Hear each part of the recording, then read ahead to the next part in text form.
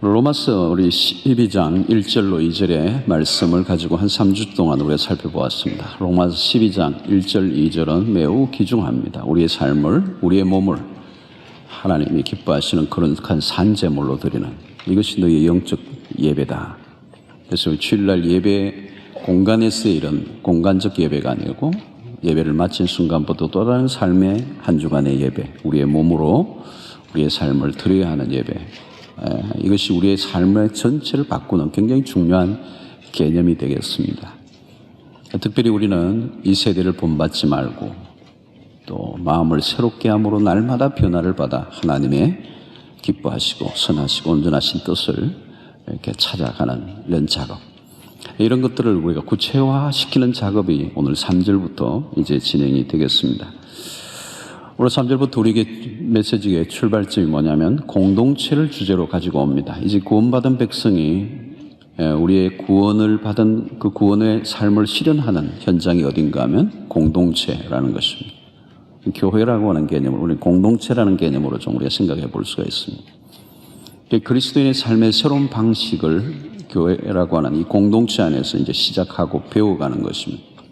그래서 우리는 교회를 그리스도의 몸이라고 하죠. 이 몸인 교회. 이것은 이 세상과 독특한 구별되는 뉴 소사이어티, 새로운 공동체다. 여러분, 세상을 보면 세상은 전부 다 개인주의죠. 그러니까 안으로 들어가 보면 세상은 개인주의예요. 죄의 특성이 뭐냐면 개인주의. 그리고 오늘 우리 사회를 보면 개인주의가 심화되고 있죠.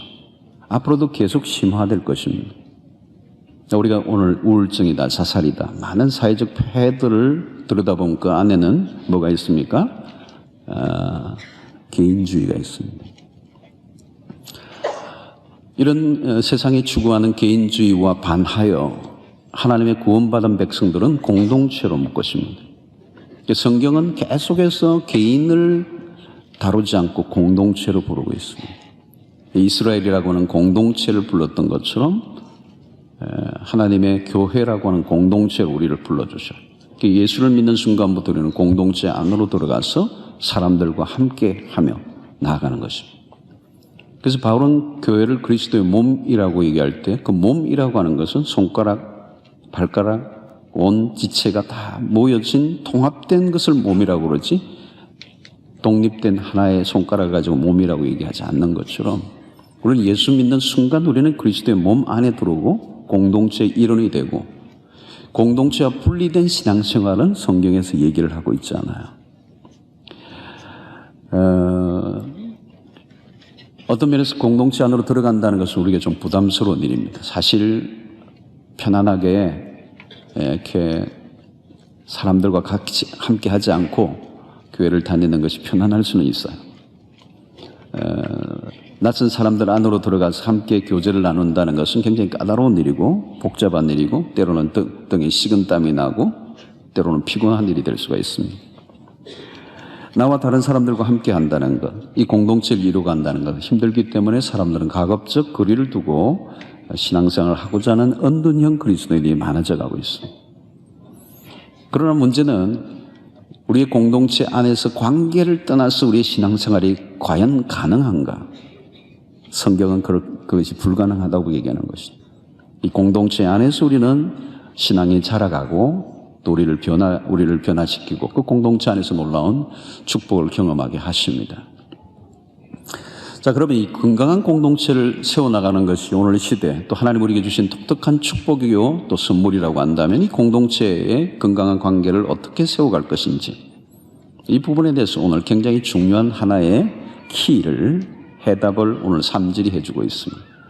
우리의 가정에서나 또 교우들 관계뿐만 아니라 사회 전반의 영역 속에서도 적용할 만한 굉장히 중요한 메시지가 오늘 3절에 있는 것입니다.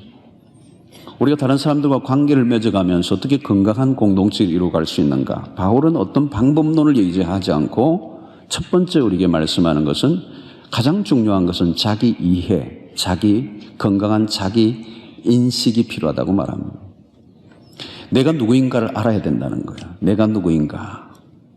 나는 나를 어떤 사람으로 알고 있는가? 여러분들에게 한번 질문해 보십시오. 나는 누구인가? 나는 어떤 사람으로 내가 알고 있는가? 여러분, 본문에 생각이라는 단어가 한 절에 3번이나 나와요. 생각. 그러니까 내가 나를 어떻게 생각하느냐가 우리의 모든 관계를 엮어가는데 굉장히 중요한 역할을 한다는 거죠.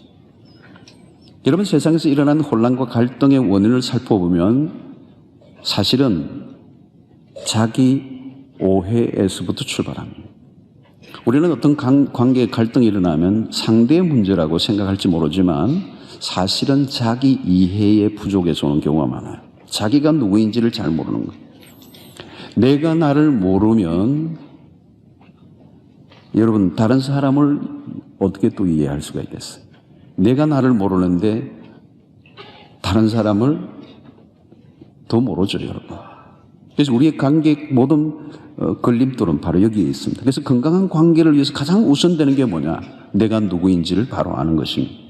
그게 오늘 3절의 얘기입니다. 내게 주신 은혜로 말미암아 너희 각 사람에게 말하노니 마땅히 생각할 그 이상의 생각을 품지 말고 오직 하나님께서 각 사람에게 나눠주신 믿음의 분량대로 지혜롭게 생각하라. 마땅히 생각할 그 이상의 생각을 품지 말고 하나님께서 각 사람에게 나누어 주신 믿음의 분량대로 지혜롭게 생각하라. 이 말을 한마디로 엮으면 자신에 대해서 바른 평가를 하라는 것입니다. 자신이 누구인지를 안다는 게 사실 간단한 문제가 아니에요. 그래서 우리의 모든 관계의 기본은 건강한 자기 인식에 있습니다. 모든 우리의 인간관계 갈등은 내가 사실 누구인지를 모르는 데서부터 출발한다. 그런 것입니다. 그래서 지혜란 무엇인가 하면 자기 자신을 바로 아는 것입니다. 정확히 자기 평가를 할 줄 알아야 된다. 그런데 이게 어려운 겁니다. 여러분, 사람들은 자기를 객관화시키기 어려워요. 내가 객관적으로 나를 얘기하건대 이 불가능한 거예요. 내가 나를 객관적으로 얘기할 수가 없어요. 주관적이죠, 언제나. 굉장히 객관적이라고 말하지만 자기는 자기를 보지 못하는 거죠. 사람들은 여러분 자기가 자신을 잘 모르는 것 중 하나가 자기 자신에 대해서 굉장히 관대합니다. 자기 자신을 굉장히 관대하게 얘기해요. 미국의 한 잡지가 설문조사를 했는데 미국 사람의 87%, 미국 전체 인구의 87%가 자기는 천국 갈 것이라고 대답을 했다는 거예요. 교회도 다니지도 않고 성경도 읽지도 않고 호박국인지 하박국인지도 모르고 전혀 모르는데도 자기는 천국 갈 거래요. 나 같은 정도면 하나님도 받아주실 거라는 거죠. 이 웬 착각입니까? 자기 자신에 대해서 굉장히 관대한 거야. 자기는 법 없이도 살 사람이라는 거죠. 여러분, 교만이 무엇입니까? 자기에 대한 오해예요. 착각이란 말이죠. 죄성을 가진 사람들, 인간의 특징은 뭐냐면 자신을 정직하게 평가할 수가 없습니다. 이게 사실 여러분, 우리가 하나님의 형상대로 지음받은 인간이 죄를 지음으로 하나님의 형상이 깨어져 버렸어요. 이미지가 깨어져 버렸어요. 우리가 하나님을 보는 관점도 깨어져 버렸고 내가 나를 보는 관점도 깨어지고 사람들을 보는 관점도 깨어져 버렸어요. 정확하게 볼 수 있는 우리의 안목이 상실된 것입니다. 그래서 우리가 주로 우리 자신에 대해서는 과대평가를 하죠. 과대평가를 할 때가 많아요. 상대에 비해서 내가 좀 더 우월한 것을 찾아내려고 애를 쓰잖아요. 그래서 우리는 우리 자신이 한 일을 부풀리는 경향이 많아요. 그래서 과장법을 과다하게 쓸 때가 있죠. 자신의 능력이나 업적을 과대하게 선전하거나 포장하기도 합니다. 교회 숫자들도 그래요, 여러분. 교회 숫자들도 정확하지 않게 다 얘기를 해요. 제가 주변에도 만나보면 교회 숫자가 다 정확하지. 우리 한국에 인구 센서스를 할 때 기독교, 불교, 캐톨릭 다 인구들 주는 대로 받아가 집합했더니 전부 다 합산했더니 우리 대한민국 인구보다 많더라는 거 아니에요. 부풀린 거예요. 과장하는 거예요. 진실하지 않는 거죠. 정확한 자기의 평가가 아닌 거죠. 여러분, 우리는 자신에 대해서 정확한 평가를 해야 됩니다. 교만이 뭐예요? 자기에 대한 평가를 잃어버린 것입니다. 여러분, 우리가 교만을 제거하지 않으면 우리의 공동체 안에서 관계들이 위험해집니다. 교만한 순간, 우울의식이 있는 순간 우리의 관계는 깨어질 수밖에 없죠, 여러분. 그것은 뭐 교회 안에서뿐만 아니라 우리의 모든 인간관계가 그런 것이죠. 교만이 어디로 표현됩니까? 너무 강한 주장들. 누구에게나 고집은 있죠. 너무 강한 주장을 하는 사람, 절대로 자기의 고집을 꺾지 않는 것. 여러분, 고집을 꺾지 않는 게 신념일 수도 있지만 어떤 교회는 그게 교만일 수도 있잖아요. 나의 생각과 의견이 최고라고 여기는 태도, 이게 교만이죠. 여러분, 교만은 자기를 높이는 것으로 끝나는 것이 아니라 상대를 낮춥니다. 내가 나를 높이는 만큼 다른 사람을 비하할 가능성이 높습니다. 자신에 대한 지나친 긍정은 타인에 대한 부정으로 기울게 되는 것입니다. 그때 공동체의 인간관계는 깨어져 버리고 마는 겁니다. 왜 우리는 여러분 교만해서는 안 됩니까? 우리가 교만해질 수 없는 이유는 우리가 가지고 있는 모든 것들은 우리에게서 나온 것이 아니고 하나님으로부터 온 것이기 때문에 그렇습니다. 우리가 가진 믿음이나 모든 것은 우리에게 난 것이 아니고 하나님이 주신恩사예요. 또 오늘 또 믿음의 분량대로 하나님이 주신 이 믿음의 분량은 누가 결정하는가? 하나님이 결정하시고 하나님이 각 사람에게 적당하게 주셨다는 거죠.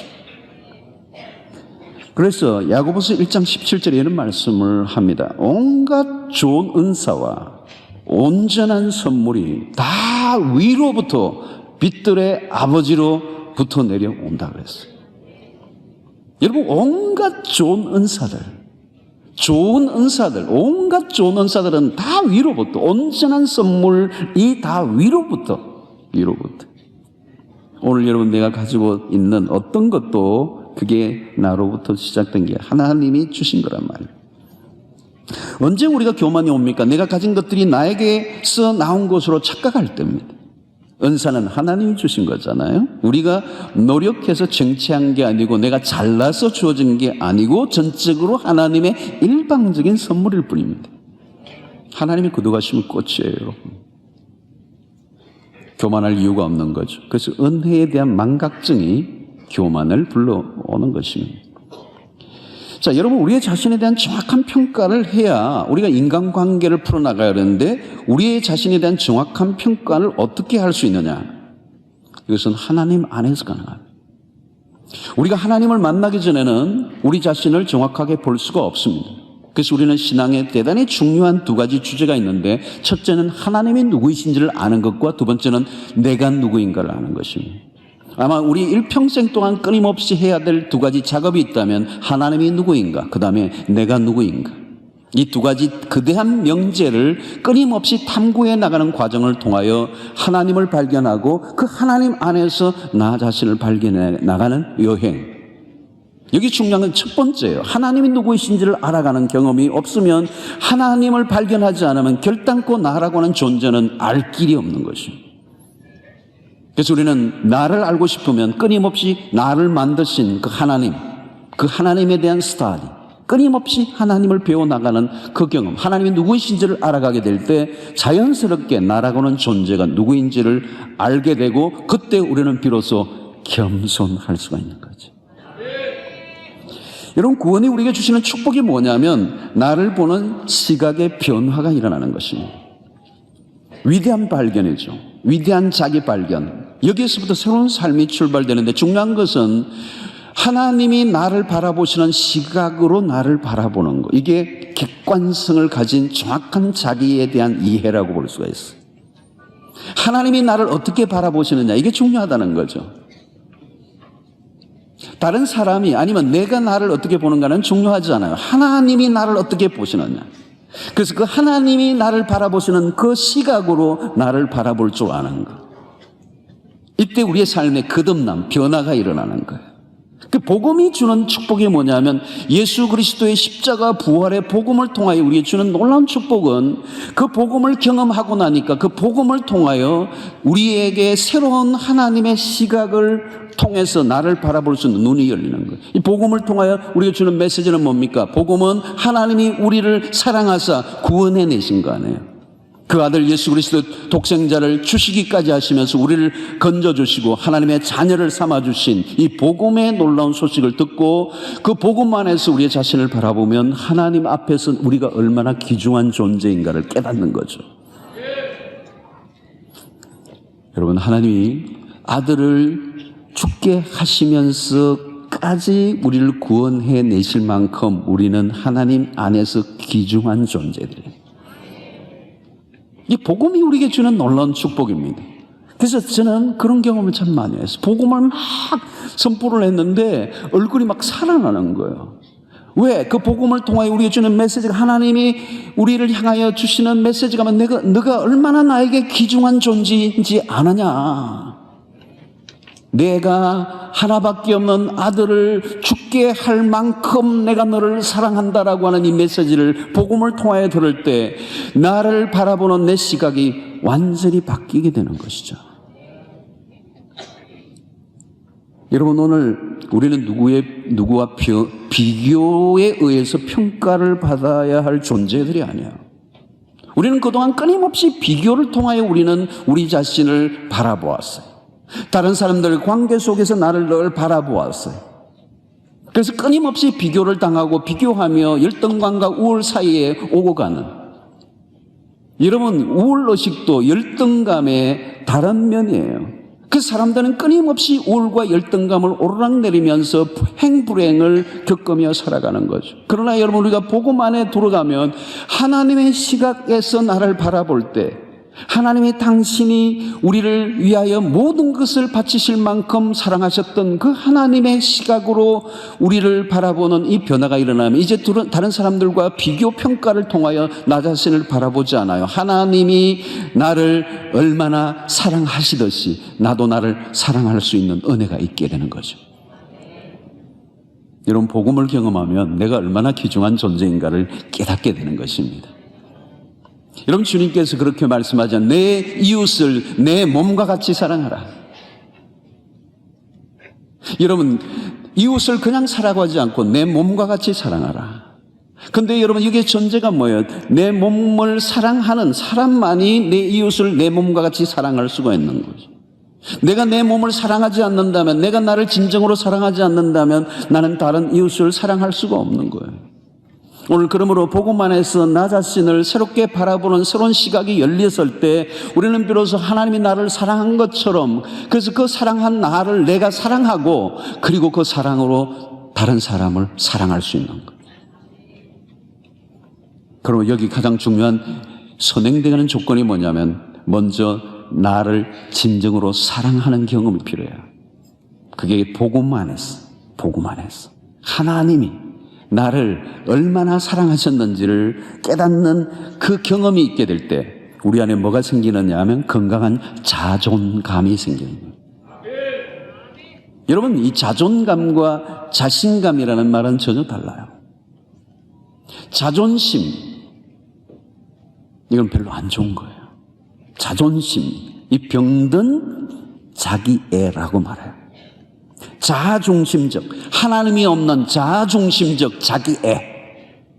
이 자존심, 우리 영어로 프라이드라고 그러죠. 여러분, 이것은 공동체의 관계를 깨뜨리는 겁니다. 지금도 여러분, 우리가 프라이드가 생기고 내 안에 뭔가 교만한 마음이 있으면 인간관계는 깨지는 거예요. 여러분, 부부관계도 마찬가지예요. 그러나 자존감은 다른 거예요. self esteem이라고 하는 자존감은 자존심과 다른 것입니다. 자존심은 높으면 안 되지만 자존감은 높아야 돼요. 자존심이 높으면 다른 사람과 관계를 깨뜨리지만 자존감이 또 낮아도 관계를 깨뜨릴 수가 있어요. 이 자존심과 자존감의 차이를 정확하게 구별하시고 설교를 들으시길 바랍니다. 여러분, 마땅히 생각할 그 이상의 생각을 품는 것도 문제이지만 그 이하의 생각을 품는 것도 문제예요. 그래서 자기 자신을 교만하게 높이는 것도 문제지만 자기를 너무 떨어뜨리는 낮은 자존감, 프라이드도 문제지만 셀프 이스템이 낮아도 문제예요. 여러분, 우리는 하나님 안에서 우리 자신이 겸손해야 됩니다. 그러나 자기를 스스로 너무 낮추는 것도 문제가 있어요. 너무 자기를 낮추는 사람이 있어요. 어떤 사람은 이 벌레만도 못하니까. 그것도 못해서 어떤 사람들은 신발이 깔창보다도 못하는 거예요. 어디서 그렇게 골라가지고 말이죠. 발톱에 때만도 못한 막 이런 표현들을 써요. 어떤 분은 기도할 때 진짜 그렇게 하는 분이 있더라고. 너무 자기를 겸손하게 만드시는데 그건 겸손이 아니에요. 비하라고 그래요. 자기 비하. 자기 경멸이라고 그러죠. 자기 경멸. 이런 분들은요, 누가 칭찬을 하면요, 그런 분이 있어요. 아니고요. 저 같은 놈이 뭐 이러면서 막 너무 자기를. 그래서 칭찬한 사람이 미안해질 정도. 낮은 자존감이죠. low self-esteem이에요. 낮은 자존감이에요. 자기를 경멸하는 거예요. 그래서 여러분 열등감, 우울증 뭐 이런 것들이 이런 데서 다 나오는 거예요. 때로는 여러분 의처증, 의부증 뭐 다 여기에서 나오는 거예요. 사랑받지 못할 것 같은. 여러분 누가 칭찬을 해주면 Thank you, 고맙습니다. 앞으로 더 열심히 하겠습니다. 너무 감사합니다. 여러분 건강하잖아요. 어떤 사람은 다른 사람에게 사랑은 너무너무 잘 베풀어요. 근데 누가 자기에게 사랑을 베풀려고 하면 No, 안 받아요. 낮은 자존감이에요. 여러분, 욥은 자신의 삶이 너무 어려워지자 자신의 출생을 저주합니다. 자기 비하죠. 어떤 사람은 늘 자신에 대해서 너무 격화시키는 거예요, 자기를. 이게 심하면 여러분 인간관계가 불가능합니다. 이런 낮은 자존감을 가진 사람들은 사람들과의 관계 안에서 쉽게 상처를 입습니다. 공동체 생활이 어렵죠. 인간관계가 어려워요. 늘 불안해요.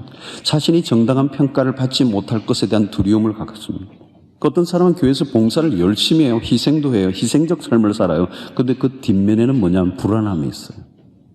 내가 마땅한 대우와 평가를 받지 못할 것에 대한 두려움이 굉장한 열심으로도 표현될 수가 있는 거죠. 그래서 우리는 그냥 열심이 아니라 오늘 우리 직분자들 세미나에서도 제가 그런 부분들을 조금 표현하겠습니다. 우리의 열심 자체가 겉으로 드러난 것이 중요한 것이 아니라 그 안에 내면 속에 있는 건강한 자아상에서 흘러나온 헌신이냐 라고 하는 것입니다. 여러분 혹이라도 이런 사람들은 낮은 자존감은 누가 자신을 비난하면 이겨내지를 못해요. 견디지를 못해요. 안 그래도 굉장히 낮아진 자존감에 누가 비난을 하면 어느 순간에 분노가 폭발하거나 때로는 도피적 행위를 하는 것이죠. 그래서 어느 날 공동체에서 사라져버려요. 여러분 자신을 너무 과소평가하는 것은 문제가 있습니다. 그것은 자신에 대한 과소평가가 아니라 사실은 그리스도 안에서 구원받은 하나님의 백성이 자기를 과소평가한다는 것은 이것은 자기에 대한 과소평가가 아니라 하나님에 대한 과소평가예요. 하나님이 허락하신 것들까지 부정한다면 그것은 겸손이 아니라 불신앙이죠. 이스라엘 백성들이 가나안을 정탐할 때 10명의 정탐꾼들이 나중에 보고할 때 뭐라고 하면 우리는 메뚜기와 같다고 그랬어요.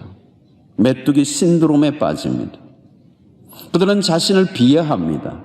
그러나 여러분 그 이스라엘의 12지파의 두령들이에요. 그들은 이스라엘의 군대입니다. 하나님의 막강한 지원을 받아 이제 가나안에 정복을 해야 할 하나님의 백성들인데 그들은 하나님을 지워버리고 자신의 현실만 바라보며 자기들이 메뚜기라고 얘기하는 거죠. 여러분 이것은 자기 비하죠. 자기 비하. 예레미야 선지자가 자신에 대해서 비하하는 것이 있습니다. 하나님이 자신이 태에 있을 때 죽이지 않은 것에 대한 원망을 하죠. 차라리 내가 어머니의 뱃속에 있을 때 하나님이 나를 죽였으면 차라리 이런 고통을 당하지는 않았을 텐데 라고나 이런 불평을 넣어놓을 때 하나님이 이런 대답을 하시죠. 예레미야 1장 5절로 6절에 보면 내가 너를 복중에 짓기 전에 너를 알았고 내가 태에서 나오기 전에 너를 구별했다. 이 말은 뭡니까? 하나님이 너를 얼마나 귀중한 존재로 여겨주고 주었는지 너가 아느냐는 거예요. 여러분, 우리는 우리의 자신에 대한 평가를 그리스도 안에 온 이상 우리는 하나님 안에서 이루어져야 됩니다. 자기 비하를 하는 근본적 원인을 들여다보면 하나님에 대한 신뢰가 부족하기 때문에 그런 것입니다. 구원받은 우리는 철저히 그리스도 안에서 우리의 자상, 우리의 정체성이 결정되고 평가되는 것입니다. 누가 나에 대해서 평가한다고 그것이 나의 삶을 바꿔 놓을 수가 없다는 거예요. 그래서 복음을 경험하고 하나님의 시각으로 나를 바라보기 시작하면 이제 그 안에서 나의 정체성이 결정되기 때문에 건강한 자아상 아래 누가 무슨 평가를 해도 그게 휘둘리지 않는 건강한 자아상을 가지고 살게 되기 때문에 당당해지는 것입니다. 할렐루야. 여러분, 복음의 능력이 우리의 낮은 자존감을 회복시키기도 남는 역사가 일어나죠. 하나님 안에서 나의 가치를 발견하기 때문에 그 안에서 당당해지는 것입니다. 여러분, 내가 얼마나 귀중한 존재인지, 내가 하나님 안에서 얼마나 가치 있는 존재인지. 여러분, 우리가 세상 속에서 때로는 불우한 가정 속에 자라면서 상처로 얼룩져서 무가치한 그런 평가를 받고 그렇게 학대를 받았던 사람들이 복음 안에 들어왔을 때 자신이 얼마나 귀중한 존재인지를 깨달을 때 이제는 나 홀로 독립되어져서 평가되는 게 아니라 내 안에 그리스도가 계시기 때문에 그리스도와 함께 내가 평가를 받는단 말이죠. 이제 나 홀로 분리해서 생각할 수 없는 존재가 된 것입니다. 그래서 우리가 은혜를 받을 때 찾아오는 놀라운 변화는 자신에 대한 긍정성입니다. 그래서 견고한 정체성의 소유자들이 되는 것이죠. 그래서 그때부터는 사람들의 평가에 연연하지 않는 어떤 비난에도 의연한 태도를 보이며 살아갈 수가 있고 사람들의 인정을 받기 위해서 몸부림을 치는 그런 삶을 살지 않게 되는 것입니다. 바울 자신은 자신에 대해서 나는 죄인 중에 개수요, 나는 만삭되지 못한 자와 같은 그런 표현들을 쓰죠. 이 서신서를 보면. 근데 그것은 자기의 비하가 아닙니다. 하나님의 은혜의 크기를 강조한 것뿐입니다. 하나님의 은혜를 경험한 사람들은 내적인 견고함이 있습니다. 자신을 높이려고 애를 쓰지도 않고 자신을 낮추려고 하는 것들에 대해서 예민하게 반응하지 않습니다. 그런 사람들을 만나면 특징이 뭐냐면 대인관계가 원만해요. 안정감이 있어요. 그래서 여러분 교제할 때도 이런 건강한 자아상을 갖고 있는 사람들과 만나 대화하면 특징이 뭐냐면 평안하다. 안정감이 있어요. 평안함을 주는 거죠. 그러나 여러분 낮은 자존감을 갖고 있거나 굉장히 프라이드를 갖고 있거나 하는 사람을 만나면 어때요? 굉장히 긴장감이 있죠. 만나면 불편해지죠. 그리고 한 얼마 동안 얘기하다가 헤어지면 뒷덜미가 땡기죠. 피곤한 것이죠, 여러분. 여러분, 오늘 우리의 존재는 하나님 안에서 평가되는 것입니다. 내가 높이려고 해서 높아지거나 누가 낮춘다고 낮아질 수 있는 존재가 아닙니다.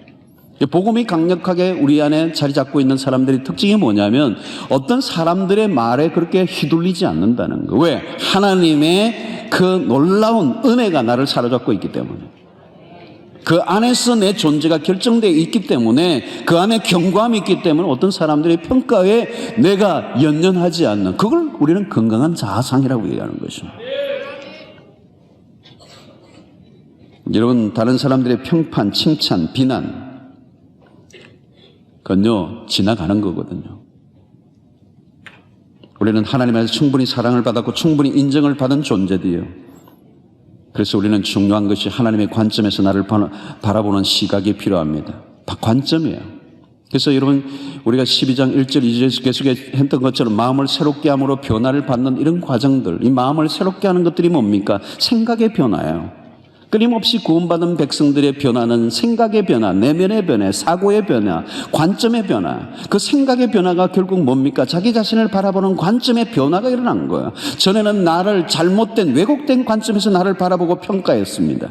그것이 늘 사람들과의 관계를 불편하게 만들었어요. 그러나 복음 안에서 이제 내 삶의 변화가 일어나고 사고의 변화가, 생각의 변화가 일어나면서 내가 나를 바라보는 관점이 이제 내 어떤 육신적 관점으로 바라보는 것이 아니라 하나님이 바라보는 관점으로 나를 바라보기 시작하게 될 때 내가 얼마나 소중한 존재인가를 깨닫게 되고, 내가 소중한 존재라는 것을 깨달으면 깨달을수록 나와 함께하고 있는 주변의 사람들도 하나님을 사랑을 받은 소중한 존재라는 것을 인식을 하게 될 때 비로소 인간관계의 회복의 역사가 일어나기 시작하는 것입니다.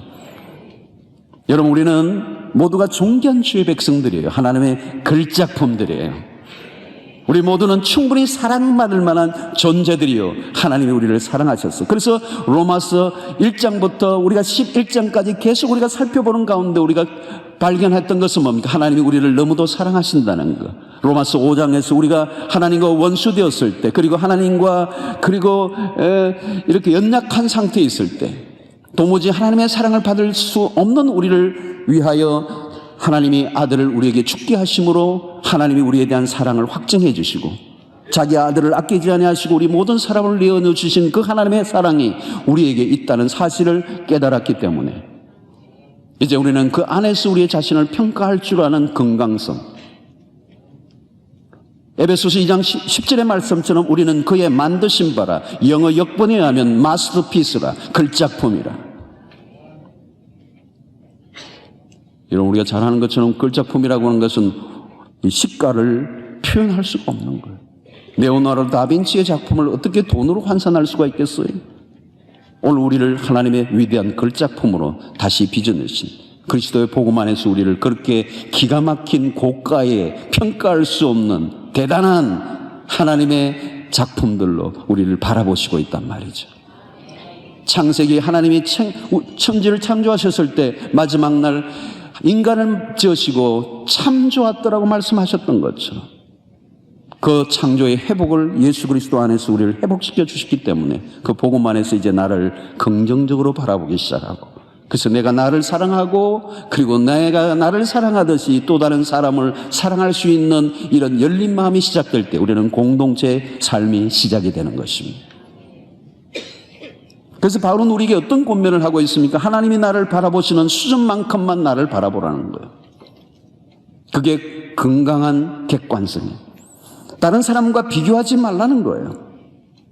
하나님의 시각으로 나를 바라보고 사람을 바라보라는 것입니다. 하나님께서 나에게 적절한 분량을 맡기셨다는 것을 신뢰하고 그 이상이나 그 이하로 생각하지 말라는 것입니다. 하나님과의 바른 관계를 맺고 다른 사람과 건강한 관계를 맺어가라고 말합니다. 그래서 여러분, 어디에서나 자기의 자리에 앉을 줄 아는 게 지혜요, 자신의 분수를 알고 자신의 위치에서 자신이 해야 할 일을 감당하는 그것이 바로 건강한 신자라고 하는 것입니다. 여러분, 신앙생활의 핵심은 그리스도의 몸인 공동체 안에 서로를 섬기며 함께 자라가는 것입니다. 우리는 예수를 믿고 구원을 얻어 하나님의 나라 갈 때까지, 천국에 가는 그날까지 긴 우리의 영적인 저니, 이 순례의 길에 우리는 힘들고 어려운 일들을 만나게 됩니다. 그런데 이 긴 순례의 여행, 천국에 하나님이 부르시는 그날까지 가는 그 도상에 우리의 삶에 수없는 어려움과 위기와 유혹들이 올 때 우리는 홀로 걸어간다는 것은 위험하다는 거예요. 그래서 바울은 우리의 공동체 안으로 우리를 부르시고 우리는 서로가 필요한 존재들이라고 하는 사실을 인식시켜주고, 그럼에도 불구하고 우리는 여전히 연약한 존재들이기 때문에 연약한 사람들끼리 모일 때 우리는 긴장할 수밖에 없고 때로는 피곤하고 때로는 상처를 주고 받을 수도 있지만, 그러나 하나님은 연약한 그 사람들의 관계 안에서 하나님의 선하심을 역사하실 거라는 거죠. 여러분, 만약에 우리의 연약한 사람들끼리만 모여 있다면 우리는 소망이 없을 것입니다. 그러나 연약함에도 불구하고 우리가 함께 모였을 때 두세 사람이 내 이름으로 모인 그곳에 하나님이 함께 하시고 우리를 온전하게 빚어가실 거라는 거죠. 그러므로 두려워하지 말고 복음을 경험하고 끊임없이 공동체 안으로 들어가라는 거죠. 홀로 있지 말라는 거죠.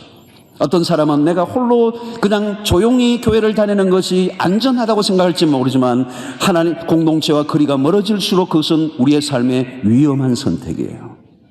특별히 우리의 삶에 위기가 올 때, 우리의 삶에 어려움이 올 때, 그때야말로 공동체는 빛을 진가를 발휘하게 되고 내 인생의 가장 위대한 선물이 공동체라는 사실을 모두가 인식할 수가 있을 것입니다. 여러분, 우리는 공동체 안에 서로 부대끼며 자라가야 하고 서로 격려하고 우리가 힘을 모으고 한 몸으로 세워져 갈 때 우리는 세상과의 전투에서 승리를 할 수가 있습니다. 우리는 함께 고민을 나누고 함께 마음을 나누고 서로를 위해 기도해 줘야 할 관계가 있다는 것, 이것은 세상의 어떤 것과도 비교할 수 없는 하나님의 놀라운 축복이 아닐 수가 없습니다. 위험한 부담이 있으면서도 충분히 대가를 질문할 만한 가치가 있는 것이 공동체예요. 그러므로 앞으로 계속해서 몇 주에 통한 공동체에 대한 하나님의 메시지를 바울이 우리에게 들려줄 텐데, 중요한 것은 그 공동체 안으로 들어가라는 거죠. 그리고 그 들어가기 위해서 가장 먼저 선행되어져야 될 것이 오늘 이 3절의 말씀, 자기에 대한 건강한 인식, 자기에 대한 분명한 이해, 그것은 스스로 불가능하고 복음을 경험하고 하나님의 관점에서 나를 바라보는 건강한 시각, 건강한 자존감이 우리에게 일어나게 될 때, 내가 나를 사랑하는, 하나님이 나를 사랑하는 것 같이 내가 나를 사랑하는 건강한 자기애를 가지고 살아가게 될 때 다른 사람을 건강하게 사랑할 수 있는 관계가 열리는 역사가 일어나는 것입니다. 여러분, 복음을 경험하면 내 삶의 변화가 일어나요. 나를 사랑하게 돼요. 건강한 자애. 자기를 정말 진정으로 사랑할 수 없는 사람은 남을 사랑할 수 없어요. 진정으로 자기를 사랑할 줄 모르는 자기의 객관성을 잃어버린 표현이 프라이드요, low self-esteem이라고 그랬어요. 잘못된 그런 모습들이죠. 그러나 복음 안에서 이게 치유되면 우리는 관계 안에 새로운 변화가 일어나고 내가 나를 진정으로 사랑하는 사람은 다른 사람을 긍정적으로 바라보기 시작하는 거예요. 여러분, 그런 거 아시죠? 사기꾼은 자기 안에 사기꾼의 멘탈리티로 모든 사람을 사기꾼 같이 보는 거예요. 그 사기꾼은 사기꾼끼리 알아봐요. 사랑하는 사람이 있으면 사랑하는 사람을 알아내요. 여러분, 여기도 오늘도 마찬가지예요. 정말 나를 사랑하는 사람은 사랑하는 사람들끼리 눈만 마주치면 알아요. 오늘 우리 안에 하나님께서 우리 모두를 귀중히 여기신다는 것, 복음 안에서 그것을 경험하면 공동체 안에 우리 모두를 한 사람 한 사람을 예외 없이 사랑하고 존귀히 여기신다는 사실을 깨닫기 시작할 거예요. 여전히 연약함에도 불구하고 함께 만들어서 가는, 여러분, 신앙은 무엇일까요? 신앙을 정의한다는 관계예요. 관계를 빼뜨리고 우리는 신앙생활이라고 말할 수가 없어요. 이 관계는 처음에는 하나님과의 관계지만 우리의 다른 사람과의 관계로 확장되는 것입니다. 우리의 삶의 축복이 뭘까요? 관계예요. 사랑이 뭘까요? 사랑은 관계죠. 사랑은 홀로 할 수 없는 것입니다. 우리의 삶의 모든 좋은 언어들은 관계를 통하여 오는 것입니다. 하나님 그 관계로 들어가는 첫 출발점에 자기에 대한 분명한 이해와 인식, 자기에 대한 분명한 평가, 그것은 복음으로 말미암아 가능하고 복음으로 인하여 새로운 안경을 끼게 될 때 하나님의 시각으로 나를 바라보기 시작합니다. 그리고 하나님이 나를 얼마나 존귀하게 여기시는지, 얼마나 나를 사랑하시는지, 하나님 안에서 소중한 나를 소중하게 여길 뿐만 아니라 내 주변에 있는 지체들도 동일하게 그렇게 주님이 바라보신다는 관점을 바라보며 귀중히 대할 줄 알 때 우리의 관계는 회복되고 공동체는 새롭게 세워지게 될 줄로 믿습니다. 나만 잘났다고 독야청청하지 말고 내가 나를 사랑하듯이 또 다른 지체들을 진정으로 사랑하며 건강한 공동체를 이루어가는 일에 쓰임받는 여러분들 되시기를 주의 이름으로 축원합니다. 야고보서 두 번째 오늘 말씀을 나누겠습니다. 야고보서의 초점은 성숙이다, maturity, 성숙이라고 그랬습니다. 믿음을 가졌다면 성숙해 가야죠. 믿음의 결과가 나타나야 되는데 그 믿음이 내 안에 진정으로 있다면 성숙으로, 삶의 변화로 나타나야 된다. 그것이 우리가 지난 시간에 살펴보았던 것입니다. 그런데 이 성숙으로 가는 길에 걸림돌이 시험이 온다는 거죠. 우리의 삶에 시련이 오고 어려움이 찾아올 때 그것을 인내하면서 결국 우리의 믿음이 성장하는 기회가 되어져야 된다. 오늘 본문은 이 성숙은 또 다른 하나의 우리의 주제로 인도하는데 그게 뭐냐? 지혜라고 하는 것입니다. 지혜는 성숙한 삶의 요건이 되는 것입니다. 야고보서 전체에서 이 지혜는 매우 중요한 주제 중 또 하나입니다. 앞으로 계속해서 몇 번 야고보는 이 야고보서를 통해서 우리에게 지혜의 중요성을 일깨워 줄 것입니다. 자, 믿음의 삶은 다르게 표현한다면 지혜로운 삶이다 이렇게 표현해 드릴 것입니다. 믿음이 자꾸 자라면 점점 지혜로운 삶을 살아갈 수 있다. 그것이 우리의 삶의 목표가 되는 것입니다. 자, 우리의 삶은 참 간단하지 않죠. 살다 보면 다양하고 복잡하고 까다롭고 위험하고 어려운 일들을 맞을 때 우리는 그 문제를 맞으면 어떻게 답이 나오지 않을 때가 있어요. 인생을 살아갈 때 답이 나오지 않는다. 학교 교실에서는 공부를 꽤 했는데 삶의 현실에 돌아가면 답이 안 나오는 문제가 많아요. 교과서적인 문제가 안 나오고 변형된 문제들이 나오는 거예요. 참 희한한 응용의 문제들이 나오는데 학교에서도 시험 칠 때 보면 교과서 열심히 읽었는데 알고 보니까 시험이 별책 부록에서 나왔어. 부록에서 나오는 거예요. 부록에서 나와. 지식의 문제가 아니라 지혜의 문제라는 것입니다. 돈을 버는 것도 힘들지만 돈을 쓰는 것 지혜가 필요한 것입니다. 돈은 벌었는데 망가진 인생이 있잖아요. 근데 그것은 뭐냐? 지혜가 없었기 때문에 그런 것입니다. 삶이 힘든 것이 아니라 지혜가 부족해서 힘든 경우가 더 많습니다. 잠언 17장 6절에 보면 손자는 노인의 면류관이요 아비는 자식의 영화니라. 깊은 지혜를 가르쳐주는 아비를 둔 자식은 축복이라는 얘기입니다. 지혜란 온전한 삶을 살아가게 만드는 법을 배우는 것입니다. 사실 인생의 고난을 당할 때 지식은 별로 통하지가 않아요. 도움이 되지 않습니다. 삶이 힘들어지면 판단력이 현저히 떨어지고 혼란의 와중에 빠집니다. 무엇을 해야 될지 알 수 없습니다. 그래서 그 어려움 속에서 사람들은 더 좋지 않은 악수를 뜨게 되고 삶은 더 꼬이고 악순환은 반복되는 경우가 허다합니다. 자, 성숙한 삶을 살려면 결국은 지혜로움이 필요합니다. 그러면 어떻게 하면 지혜를 얻을 수 있을까요? 지혜에 대해서 얻는 것에 오해하는 사람들이 있습니다.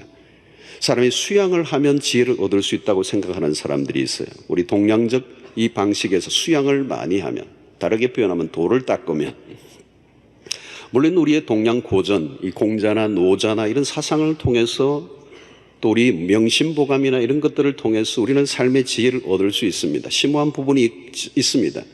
그러나 그것은 어디까지나 완전하지 않는 부분적인 지혜라고 볼 수가 있어요. 어디까지 가긴 했지만 도달하지 못한 영역들이 인생의 궁극적인 질문에 대해서는 함구하는 것들을 보게 됩니다.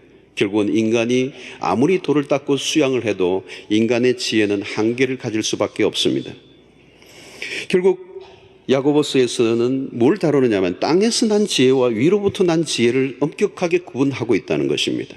땅에서 난 지혜는 땅의 문제를 완전히 풀어낼 수가 없는 것입니다. 결국 지혜란 그 지혜의 끝에서 하나님을 만나야 합니다. 지혜 쓰인 잠언 1장 7절은 여호와를 경외하는 것이 지식의 근본이다 그랬어. 모든 지식의 그 근본, 근원은 결국 여호와를 경외하는 것이다.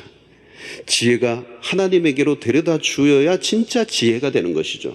그 지혜를 쫓아가면 결국은 생명의 길로 나아가야 진정한 지혜가 된다고 관점에 본다면 오늘 인간의 세상 속에서 사람들이 가지고 있는 현인들의 지혜는 부분적이고 인간의 궁극적인 문제에 답을 해주지 못한다는 한계가 있습니다.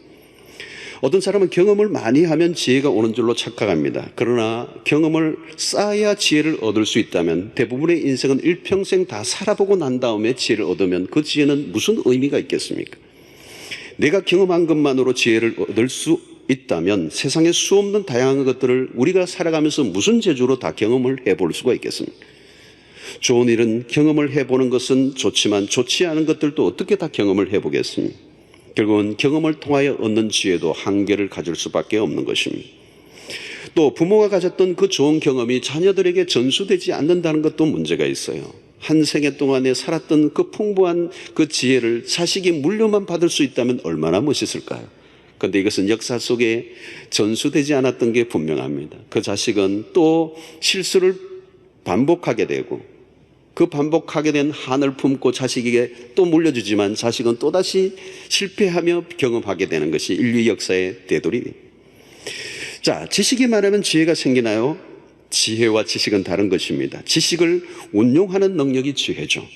지식만 가지고는 안 됩니다. 높은 학위를 가지고 있다고 해도 그것이 지혜와 상관이 없는 경우가 있습니다. PhD를 가지고 있는 학위를 가지고 있어도 연세 드신 권사님 한마디에 그 넘치는 지혜에 비교가 되지 않는 경우가 많이 있습니다. 지혜는 학교에서 얻을 수 있는 게 아니에요. 특별히 오늘날 한국 교회, 한국 사회 현실에서는 진학과 취업에 초점을 맞추고 경쟁하는 이 지식 주입의 세상에서 지혜를 배운다는 것은 더욱더 어려워져 있습니다.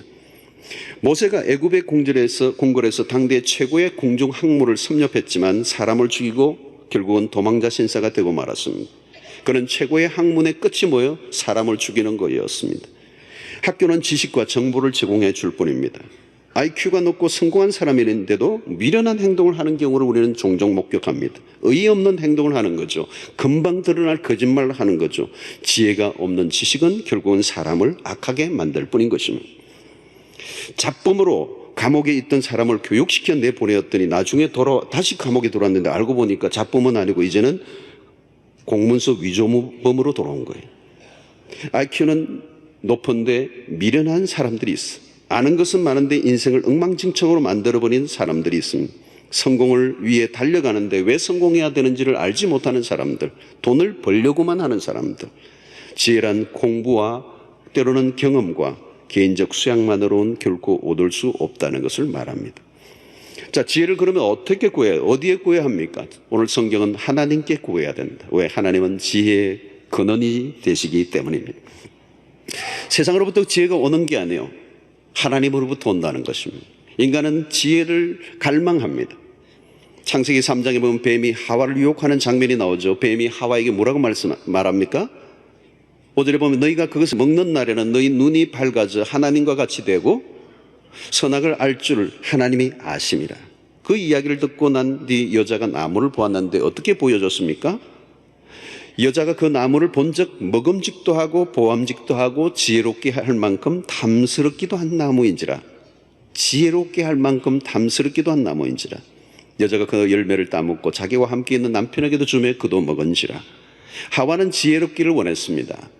그래서 그 열매를 따먹기만 하면 지혜로울 줄 알았어요.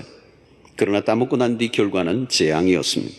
왜 재앙이었죠? 잘못된 목적과 잘못된 방법으로 지혜를 쫓았기 때문입니다. 엉뚱한 곳에서 지혜를 찾은 것이죠. 지혜는 하나님으로부터 온다는 것을 그들이 망각한 것입니다.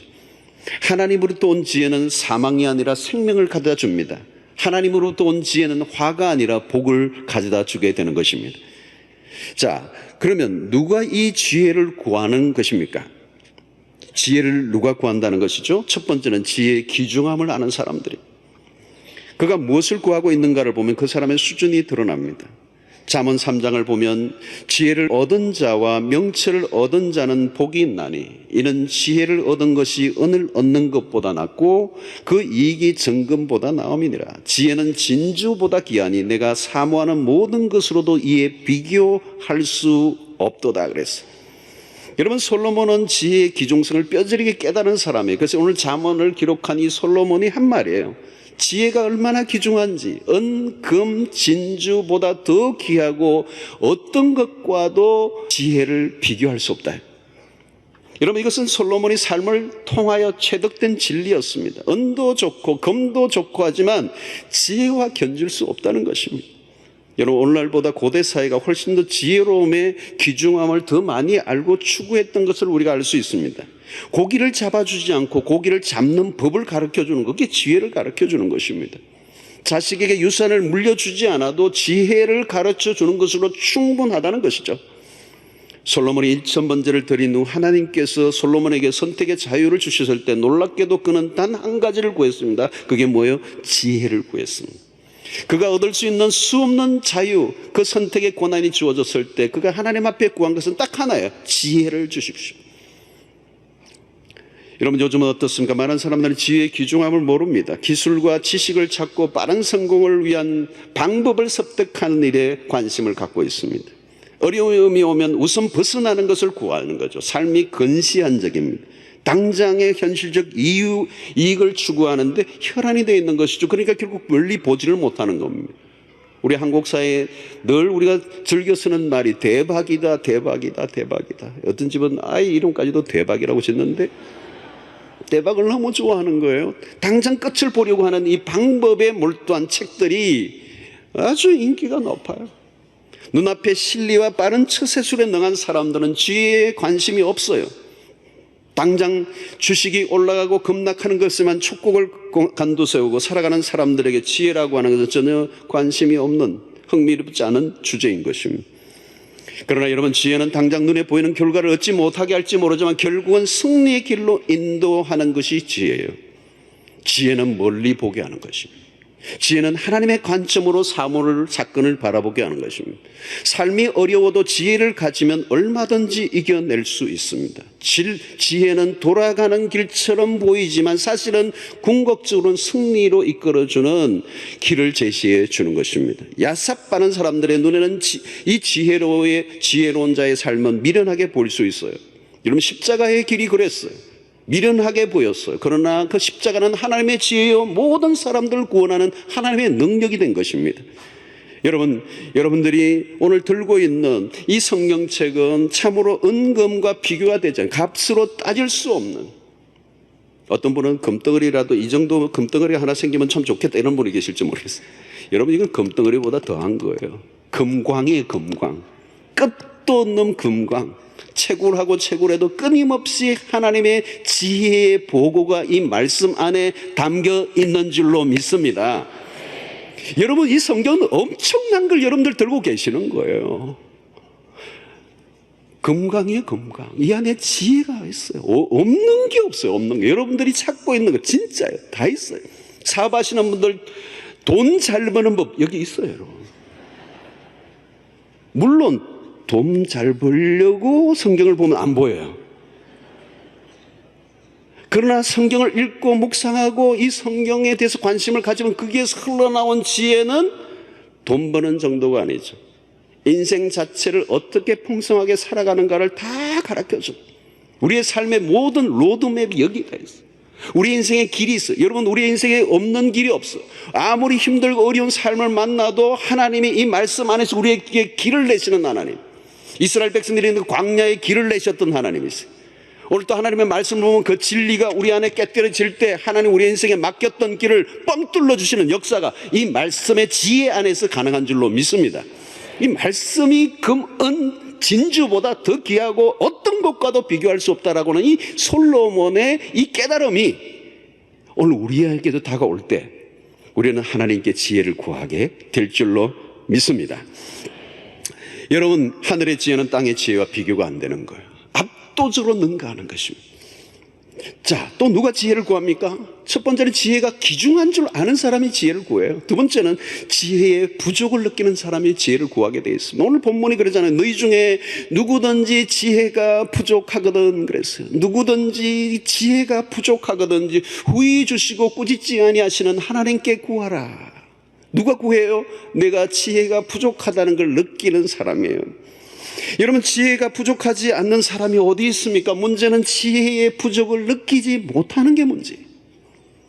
자기의 부족을 깨닫고 지혜의 필요를 느낀다면 구하라. 모든 사람이 자기의 지혜의 부족을 느끼는 것은 아닙니다. 의외로 많은 사람들이 자기의 부족함을 인식하지 못하고 살아갑니다. 문제는 여기에서 터져요, 여러분. 나의 지혜의 부족을 느끼고 그 지혜의 부족을 채워주고자 하나님께 기도하면 하나님이 후히 주시고 꾸짖지 않고 주시고 그 지혜로 넉넉하게 승리의 삶을 살 텐데, 문제는 지혜의 부족함을 느끼지 못하고 있기 때문에 그 지혜를 구하지 않음으로 거기에서 문제가 터지는 겁니다. 여러분, 미련한 사람들의 특징이 뭡니까? 자기의 부족을 모르는 거예요. 나는 문제가 별로 없는데 문제가 이렇게 생겼다는 거예요. 미련한 사람들의 특징이 뭐예요? 고집이세요. 자기에게 무엇이 문제인지를 모르는 거예요. 그래서 모든 문제가 일어나면 내 주변의 사람들에 의해서 이 문제가 생겼다고 착각을 하는 것입니다. 여러분, 잠언 13장을 보면 지혜로운 아들은 아비의 훈계를 들으나 그만한 자는 꾸지람을 즐겨 듣지 아니하느니라 그랬어요. 여러분, 잠언서를 계속 읽다 보면, 잠언서가 지혜서 아닙니까? 이 잠언서를 계속 읽다 보면 나오는 말이 뭐냐면 귀를 기울이라는 거예요. 내 아들아, 내 말에 귀를 기울이라. 여러분, 자기 부족함을 느끼지 못하는 사람들은 귀를 꽉 막고 살고 있는 것 같아요. 들으려고 하지 않는 거예요. 배우려고 하지 않아요. 왜? 교만하니까.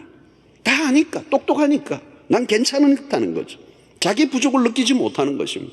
자기 부족을 느끼지 못하는 사람이 지혜를 얻을 수 있을까요? 지혜를 구하지 않아요. 자기 부족을 느끼는 사람이 지혜를 얻고자 귀를 기울인단 말이죠. 그러면 온 세상에서 들려오는 얘기를 통해서도 지혜를 얻을 수가 있어요. 내가 들으려고 하고 배우려고 하는 태도만 가지면 온 세상의 사람이 스승이 되는 것입니다. 아무리 스승이 많아도 내가 배우려고 하는 태도가 없다면 스승은 의미가 없는 것입니다. 여러분, 말씀을 잘 듣는 자가 복이 있는 줄로 믿습니다. 여러분, 말씀 잘 듣는 게 쉽지 않습니다. 하나님의 말씀을 정말 귀를 기울이고 듣는다는 건 쉬운 게 아닙니다. 오늘도 여기 많은 분들이 있지만 정말 귀를 쫑긋하고 오늘 들려주는 말씀을 통하여 진리의 한쪽을 구해서 내 삶에 정말 피가 되고 살이 되게 하겠다라는 결단을 하고 앉아있는 사람과 그냥 앉아있는 사람과 하늘과 땅 차이에요. 여러분, 설교도 여러분 한 40분 하지만 휙휙휙 막 지나가고 있어요. 그게 무슨 얘기들이 막 있는지 붙잡는 분이 있고 그냥 지나가는 경우가 있어요. 들어도 다 듣는 게 아니에요, 여러분. 여러분들이 귀가 복되시기를 바랍니다. 귀 있는 자는 들을지어다 그러잖아요. 귀 없는 사람이 어디 있어요, 여러분? 다 귀 가지고 있는데 귀 있는 자는 들을지어다. 하나님의 진리가 들을 줄 아는 사람에게만 들려진다는 거죠. 그러지 않으면 아무 의미가 없는 것입니다. 그러므로 들으려고 하는 사람이 누구입니까? 내가 지혜가 부족하다. 하나님의 지혜가 필요합니다. 지금 나에게 지혜를 주십시오. 그 간절한 갈망을 가지고 말씀을 들으면 반드시 하나님이 깨닫게 해주시는 은혜를 허락해 주실 줄로 믿습니다. 자, 오늘 본문은 지혜에 대한 얘기를 하면서 기도와 연결을 시킵니다. 구하라는 거죠. 지혜를 얻기를 원한다면 구하라. 가장 기도의 기본적인 패턴, 원리를 우리에게 가르쳐주고 있습니다. 구하라, 주겠다. 지혜를 구하라, 내가 주겠다. 여러분, 왜 지혜를 구해야 합니까? 지혜는 인간의 노력으로 얻을 수 있는 게 아니라는 거예요. 하나님이 주시는 선물이에요. 근데 그냥 주시는 게 아니라 뭘로? 구하는 자에게 주시겠다는 거예요. 이게 대단히 중요한 거죠, 여러분. 구하는 자에게 주시겠다는 거예요. 자, 그런데 하나님이 어떤 분이시죠? 오늘 보니까 모든 사람에게 후히 주시고 꾸짖지 아니하시는. 여기서 먼저 우리가 생각해보고 후히 주신다. 후히 주신다. 솔로몬은 지혜 구했습니다. 하나님께 지혜 주십시오. 그러니까 하나님이 그가 구한 지혜만 준 게 아니죠. 부와 귀와 장수까지 덤으로 주셨어요. 여러분, 하나님은 인색한 분이 아니라는 거죠. 넉넉하신 분이에요. 그래서 우리가 잘 아는 에베소 3장 20절 말씀, 우리 가운데서 역사하시는 능력대로 우리가 구하거나 생각하는 모든 것에 더 넘치도록 능히 하실 하나님이에요. 멋진 표현이에요. 멋진 표현이에요. 하나님에 대한 소개입니다. 우리가 구한 만큼만 주시는 분이 아니라 구하지 않은 것들까지도 넘치게 부어주시는 하나님. 여러분, 우리의 삶을 한번 회상해 보십시오. 내가 구한 것만 하나님이 주셨습니까? 아니죠. 구하지 않은 것을 주신 게 더 많아요, 여러분. 내가 생각하는 구한 것을 주신 것 같아요. 아니에요, 여러분. 내가 구하지 않은 것까지 더 주셔서 오늘 여기 있는 겁니다. 한번 생각해 보세요. 기도한 거 응답받은 것만 아니에요. 기도하지 않은 것을 더 많이 주셨어요. 할렐루야. 하나님의 성품이에요. 하나님은 우리에게 부여하신 분이라는 거죠. 하나님은 후히 주십니다. 근데 여기서 후히 주신다는 하나의 단회적 행동을 말하는 것이 아니라 여기서 표현하는 것은 하나님의 성품이에요. 하나님은 완전하시고 우리의 삶의 성숙에 도달해 가는 날까지 우리의 부족을 끊임없이 채우시는 풍성하신 하나님이시다. 그걸 말씀하고 있는 것입니다. 그러니까 하나님은 우리에게 좋은 것을 주시려고 작정해 놓고 계시는 분이세요. 할렐루야. 여러분, 하나님은 후히 주신다. 지혜를 구하면 후히 주신다. 자, 그 다음에 뭐예요? 꾸짖지 아니하시는 하나님. 하나님은 꾸짖지 아니하죠. 우리가 아무리 지혜를 구하고 구해도 너 그때 구해놓고 또 구해야 하냐? 그러지 않아요. 우리의 부족과 연약과 실수를 인정하고 끊임없이 나아갈 때 하나님 그때 지혜 주셨지만 내가 또 잘못 살았어요. 내가 또 지혜가 또 필요해요. 아무리 구해도 하나님은 거절하지 아니하시고 그대로 받아들이시고 꾸짖지 아니하시고 우리를 주시는 하나님. 우리가 실수를 반복한다 할지라도 다시 용서하시고 기회를 주시는 하나님이시라는 거죠. 그러므로 우리가 하나님 앞에 나아가는데 망설이지 말라는 거예요. 망설이지 말라. 우리 사람들은 그러잖아요. 3세번이다 3세번. 하나님은 3세번 없어요. 하나님은 끊임없이 우리의 실수에 대해서 묻지 않은, 하나님은 성경 보면 셈에 약하신 하나님이세요. 여러분 이런 번에 7번이라도 용서하라고 하는 그런 말씀은 여러분 셈하는 얘기는 하나님의 용서는 셈이 없었어요. 끊임없이 용서하시고 너 너무 많이 구하는 거 아니야? 꾸짖는 하나님이 아니세요. 횟수를 세지 않으세요. 꾸짖지 아니하시는 하나님.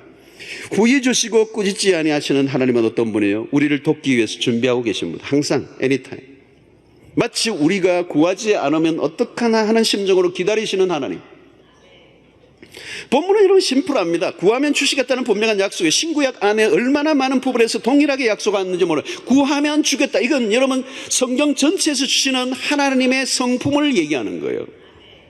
그러면 여러분 하나님은 주시는 하나님이에요. 주시는 하나님. I give you. 여러분 유명한 요한복음 3장 16절 같은 거 보세요. 하나님이 세상을 이처럼 사랑하사 독생자를 어떻게 해요? 주셨으니. give라고 하는 동사가 있잖아요. give라고 하는 이 동사. 영어 성경을 보면 이 give가 얼마나 나오는지. 그런데 이 give가 나올 때는 언제나 하나님과 연결되는 거예요. 하나님은 주시는 하나님이세요. 주시고 싶어 안달하시는 분이세요. 주시려고 준비하고 기다리시는 하나님이에요. 아무리 구해도 꾸짖지 아니하시고 끊임없이 우리에게 주기를 원하시는 하나님. 이 주신다는 이 행위를 하나님에게서 이 주신다는 행위를 빼버리면 하나님이 설명할 수 없는 분이란 말이죠. 할렐루야. 성경은 수도 없이 우리에게 무엇인가를 주시는 분으로 묘사합니다. 자기 아들을 아끼지 아니하시고 우리 모든 사람을 내어 주신 이가 어찌 그 아들과 함께 모든 것을 우리에게 주시지 않겠느냐.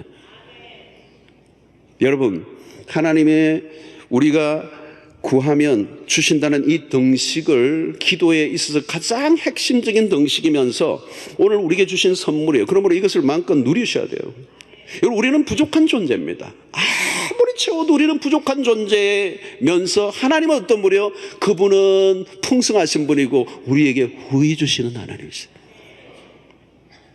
여러분, 하나님께 구하면 하나님의 지혜는 무궁무진합니다.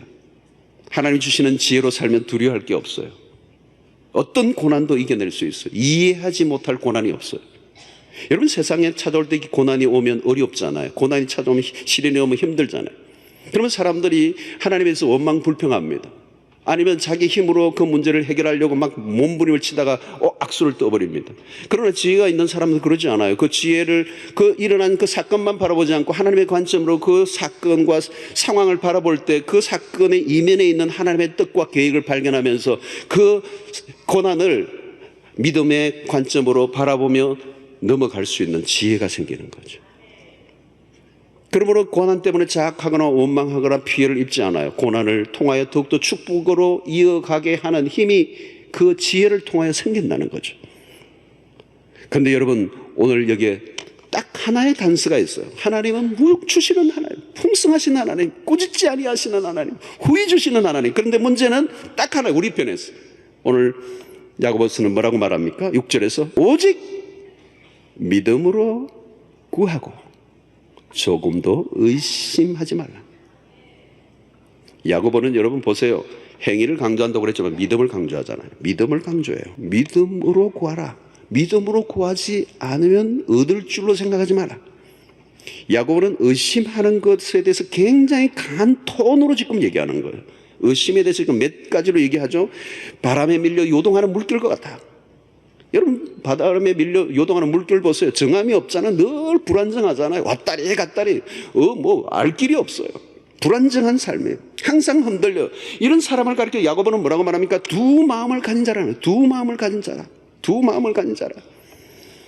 이런 사람은 얻기를 생각하지 말라는 거예요. 그런데 이것은 단순히 흔들리고 있는 상태는 의심하고 있다는 걸 말하기보다는 그 영혼의 상태를 지금 지적하고 있는 것입니다. 두 마음을 품었다는 것은 결국 하나님을 향하고 있지 않는 모습을 지적하고 있는 것입니다. 여러분, 하나님은 우리에 대해서 두 마음을 품지 않았어요. 하나님은 우리에 대해서 딱 한 마음이에요. 그런데 우리가 두 마음을 가지는 거죠. 하나님의 마음은 딱 하나야. 구하면 주겠다. 그런데 우리는 뭐예요? 두 마음이에요. 왔다리 갔다리인 거예요. 하나님을 온전히 신뢰하지 못하는 거죠. 우리가 문제예요. 우리가 문제. 믿음은 하나님을 향하여 한 마음을 품는 거예요. 한 마음. 왔다 갔다 하면 안 돼. 그러니까 신앙이라는 건 뭘까요? 여러분, 하나를 선택하는 거예요. 오늘 또 여러분들 오시잖아요. 오늘 또 날씨가 좋은데 다른 데로 갈까? 교회로 갈까? 이거 하나를 선택해서 오신 거잖아요. 신앙의 세계 가보세요. 마태복음 6장에도 무슨 얘기합니까? 하나님과 재물을 겸하여, 다시 말하면 두 가지를 같이 섬길 수 없다는 거예요. 이스라엘 백성들이 두 사이에서 머뭇거릴 때 하나를 선택하라고 그러잖아요. 여호수아 마지막에서 너희가 섬길 자를 하나를 선택하라는 거예요. 결국 우리의 신앙이 점점 깊어간다는 말은 뭐냐면 점점 흔들렸던, 요동쳤던, 두 사이에 왔다 갔다 했던 우리의 마음이 오직 하나, 한 분에게 집중되어 가는 것. 그래서 나중에 점점 이게 깊어지면 요동치 않는 하나님에 대한 분명한 태도를 가지고 있는 그 상태를 의미하는 것이죠. 그 의심하지 않는 확신의 단계. 그 단계로 하나님 앞에 나아가면, 지혜를 구하면 반드시 주실 것이다. 성도 여러분, 믿음으로 구하시기를 축원합니다. 의심하지 말라는 거예요. 의심하면 얻을 줄 못하는, 하나님에 대해서 일편단심, 한 가지 마음. 자, 그러면 여러분, 우리는 언제 지혜를 구하죠? 우리의 삶에 지혜가 필요한 순간이 언제죠? 필요하지 않는 순간이 없죠. 우리는 항상 순간순간 하나님의 지혜가 필요하지 않는 순간이 없습니다. 여러분, 지혜란 때와 깊은 연관성이 있죠. 때에 맞게 행동하는 그 순간, 그 상황 속에서 가장 올바른 행동과 선택을 하는 게 지혜잖아요. 우리에게 어려운 순간이 닥치면, 상황이 좋지 않을 때 우리는 우발적이거나 충동적인 행동을 할 때가 많습니다. 그때는 반드시 후회하게 됩니다. 여러분, 시험 가운데 있다면 하나님의 지혜가 필요한 순간입니다. 그럴 때는 시간적 여유를 갖고 하나님께 엎드려야 합니다. 성급한 행동과 말은 늘 미련함으로 결론을 지을 때가 많습니다. 하나님은 우리가 어려운 일을 당할 때 언제 어떻게 무엇을 행동해야 할지를 가르쳐 주십니다. 어떤 결정을 낼 때, 중요한 일을 앞에 두고 있을 때, 때로는 우리의 인생이 막막한 순간에 우리는 지혜의 부족함을 느끼죠. 그때 우리가 해야 할 것은 만사를 제껴두고 하나님의 지혜를 구해야 하는 거죠. 여러분, 힘들고 어려운 순간이 오면 그냥 일을 하려고 하면 안 됩니다. 그때 지혜가 필요한 거잖아요. 오늘날은 정보 시대입니다. 정보화 시대라고 그러죠. 검색하면 없는 게 없죠. 다 나옵니다. 고도의 지식사회라고 우리는 말합니다. 그런데 갈수록 사람들은 더 불안해져요. 더 불안함을 느껴요. 지식의 결여가 결코 아니라는 걸 우리에게 말씀하죠. 무엇의 결여입니까? 지혜의 결여. 유식하긴 한데 어려운 문제가 닥치면 정신을 못 차립니다. 어느 분야에서는 상당한 전문가인데 자신의 인생의 문제에 있으면 어리석은 선택으로 망가지는 사람들을 우리가 종종 봅니다. 여러분, 이것은 뭘까요? 땅에서 난 지혜와 하늘에서 난 지혜는 전혀 다르다는 것입니다. 우리는 땅의 지식이 아니라 하늘의 지혜를 구해야 합니다. 인생은 단 한 번뿐이에요. 삶의 후회를 줄여나가는 것. 그러려고 하면 우리는 지혜가 필요한 것입니다. 우리는 늘 지혜가 필요해요. 순간순간 넘어집니다. 넘어진 순간을 돌아보면 지혜의 부족이라는 것을 우리는 확인하게 됩니다. 삶이 힘들어지면 하나님을 원망하고 분노하고 세월을 보내기가 쉬워요. 자기 힘으로 그 문제를 해결하려고 하다가 더 혹독한 실패를 경험하는 경우가 얼마나 많이 있습니까? 인생이 힘들 때 필요한 것은 다름 아닌 지혜인 것입니다. 특히 여러분 자주 실수하고 넘어진 부분들이 있다면 그것을 가지고 하나님 앞에 나아가 보십시오. 실패한 것이 문제가 아니라 실패를 통한 지혜를 배우지 못한 것이 실패라고 할 수 있는 것입니다. 하나님 특히 이 순간 하나님의 지혜가 필요합니다. 하나님의 지혜를 통하여 이 문제를 헤쳐나갈 수 있도록 도와주십시오. 그런 기도를 하면 하나님이 우리에게 반드시 길을 열어주신다는 얘기예요. 어떤 때는요, 내가 안 되면 그 지혜를 가진 사람을 붙여주시기도 해요. 어떤 사람은 그 분에 정말 지혜가 농축된 한 분을 만나게 하셔서 그분 한마디가 그냥 길을 뚫어버리는 거예요. 할렐루야. 지혜를 구하세요. 그러면 응답을 하나님이 하십니다. 그 응답은 어떤 방법으로 하실지 우리는 몰라요. 어떤 데는 성경을 읽고 있는데 갑자기 섬광처럼 하나님이 깨닫게 하셔서 갑자기 길이 보이는 역사가 일어날 수도 있어요.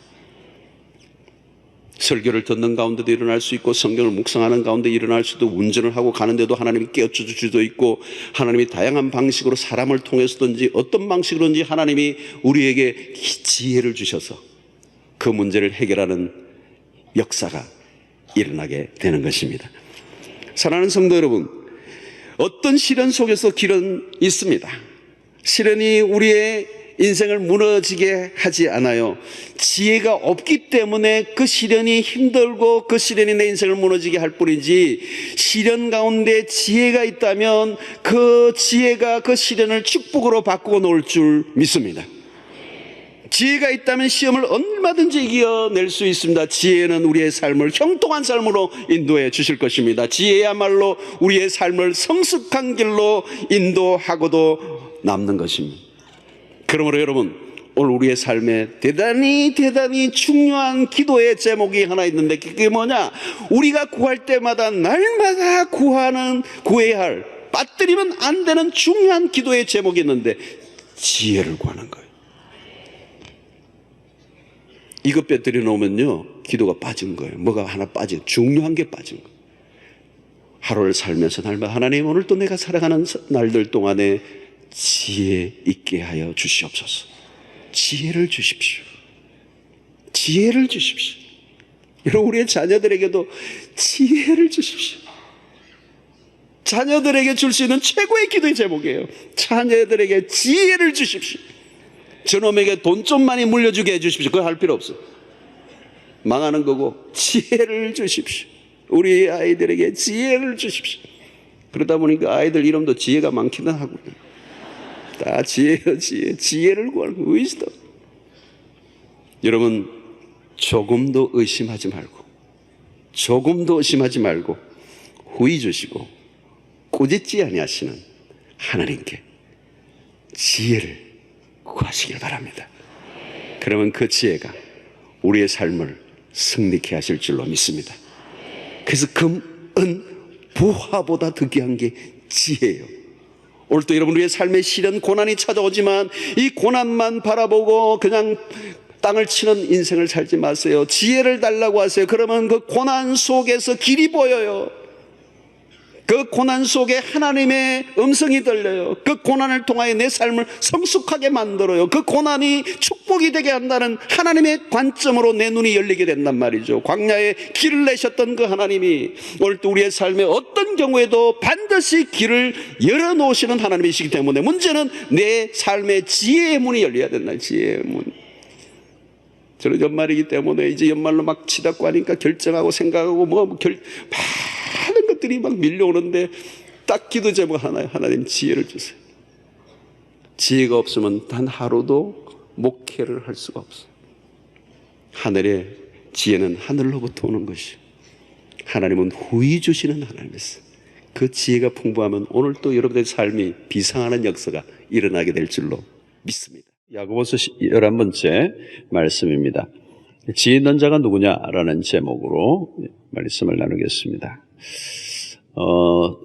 야고보서에서 지혜를 주제로 여러분 다루고 있습니다. 야고보서의 주제에 관심이 많은데요. 야고보서 여러분들이 기억하시지만 첫 번째 1장 5절에 이미 지혜가 한번 언급됐습니다. 누구든지 지혜가 부족하거든 모든 사람에게 후히 주시고 꾸짖지 아니하시는 하나님께 구하라. 그리하면 주시리라 말씀을 했습니다. 지혜를 구하라. 지혜를 구하라. 부족함을 느끼면 지혜의 부족함을 느낀다면 하나님께 지혜를 구하라. 이 유대인들이 이 지혜에 대한 관심이 굉장히 많이 있습니다. 지혜에 대한 관심. 또 랍비들의 교육의 그 핵심에는 지혜를 가르치는 거죠. 어쩌면 요즘 유대인들이 세계 노벨상을 가장 많이 받게 된 것 안에도 아마 이런 것들이 있는 것 같아요. 단순한 지식을 전달해 주는 게 아니고 지혜를 깨닫게 해주는 것. 그래서 이 지혜는 사실 하나님의 말씀이 지혜의 책이죠. 또 하나님은 지혜의 근원이시고 근본이시고 잠언서를 보면 여러분 이 잠언서와 신약의 야고보서가 이렇게 많이 일치되는 걸 우리가 볼 수가 있는데요. 신약의 잠언이 야고보서입니다. 잠언서에서 가장 강조하는 내용이 주제가 하나가 지혜죠. 지혜. 그래서 우리 흔히 그 욥기서와 시편과 또 전도서, 이 잠언서를 다 통틀어서 지혜서라고 그래요. 시가서라고 얘기도 하고 지혜서다. 지혜를 강조합니다.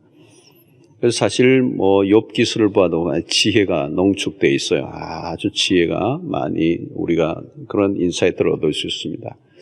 잠언서도 31장 많은 지혜의 보고가 있어요. 한 구절 구절 보면 얼마나 그 참 하나님의 지혜가 번뜩이는 말씀인지요. 그 말씀을 우리가 잘 붙잡으면 세상에 승리할 수가 있습니다.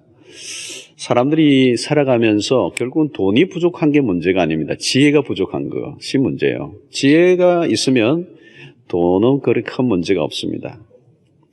돈이 많아도 지혜가 없으면 어때요? 아주 어려운 삶을 살아요. 돈 가지고 이상하게 인생이 꼬여요. 돈은 벌었는데 지혜가 없는 거죠. 지식과 어떤 경험을 가지고 돈은 벌 수 있어요. 근데 지혜가 없으면 그 돈이 인생을 오히려 더 꼬여 있잖아요. 더 복잡하게 만듭니다. 이 지혜가 있으면 복잡한 문제라도 잘 풀 수가 있어요. 지혜가 있으면 문제를 풀어나가는데 지혜가 없으면 굉장히 간단한 문제인데 복잡하게 만들어요. 자꾸 인생이 복잡해. 왜요? 지혜가 부족해서 그런 거거든요. 그래서 우리 인생의 행불행은 사실 지혜에 달려 있습니다. 그래서 야고보 시작하면서 너희가 지혜가 부족하거든 후히 주시고 꾸짖지 않으셔 하나님께 구하라. 이 말씀은 참 의미가 있는 것이죠. 여러분 지혜를 구하셔야 돼요. 돈 구하지 말고 지혜 구하면 돈도 따라 안 오겠습니까? 아멘. 돈 따라와도 지혜가 없으면 또 안 되거든요. 돈을 움직일 수 있는 참 복되게 움직일 수 있게 하는 게 지혜잖아요. 돈 버는 기술을 가지고는 안 되는 거죠. 그래서 솔로몬이 하나님께 1000번째 이후에 하나님 뭘 원하니 내가 들어주겠다. 한 가지를 구해라 하니까 많은 거 있는데 솔로몬이 지혜를 구한 거죠. 지혜가 자기에게 인생이 가장 크다는 걸 깨닫는 거죠. 그러니까 하나님이 기뻐하셨다고 그러잖아요. 그러면서 부와 기, 구하지 않은 것까지도 하나님 보너스로 다 주셨다는 겁니다. 자, 오늘 13절에 보면 야고보는 너희 중에 지혜와 총명이 있는 자가 누구냐? 이렇게 질문을 던집니다. 굉장히 도전적이죠. 오늘 우리도 이 질문을 한번 각자 받으십시오. 너희 중에 지혜와 총명이 있는 자가 누구냐? 여러분도 어때요? 이 질문하면 예, 여기 있습니다. 반응을 하시겠습니까? 자, 그러면 어떤 것이 지혜인가 하는 것을 오늘 이 본문에서 말씀합니다. 어떻게 하면 지혜 있는 삶인가? 무엇이 지혜인가? 그래서 오늘 본문에서는 이 두 종류의 지혜를 말하고 있어요. 두 종류. 하나는 위로부터 내려온 지혜가 있고 땅에서 난 지혜가 있다는 거예요. 세상적인 지혜가 있고 하나님이 위에서 주시는 지혜가 있다. 두 종류예요. 하늘의 지혜가 있고 땅의 지혜가 있어요. 땅의 지혜가 어떤 것인가? 오늘 여기 보면 세상적이다. 세상적이요, 또 정욕적이요, 그 다음에 귀신의 것이니 그랬어요. 마귀적이라는 거죠.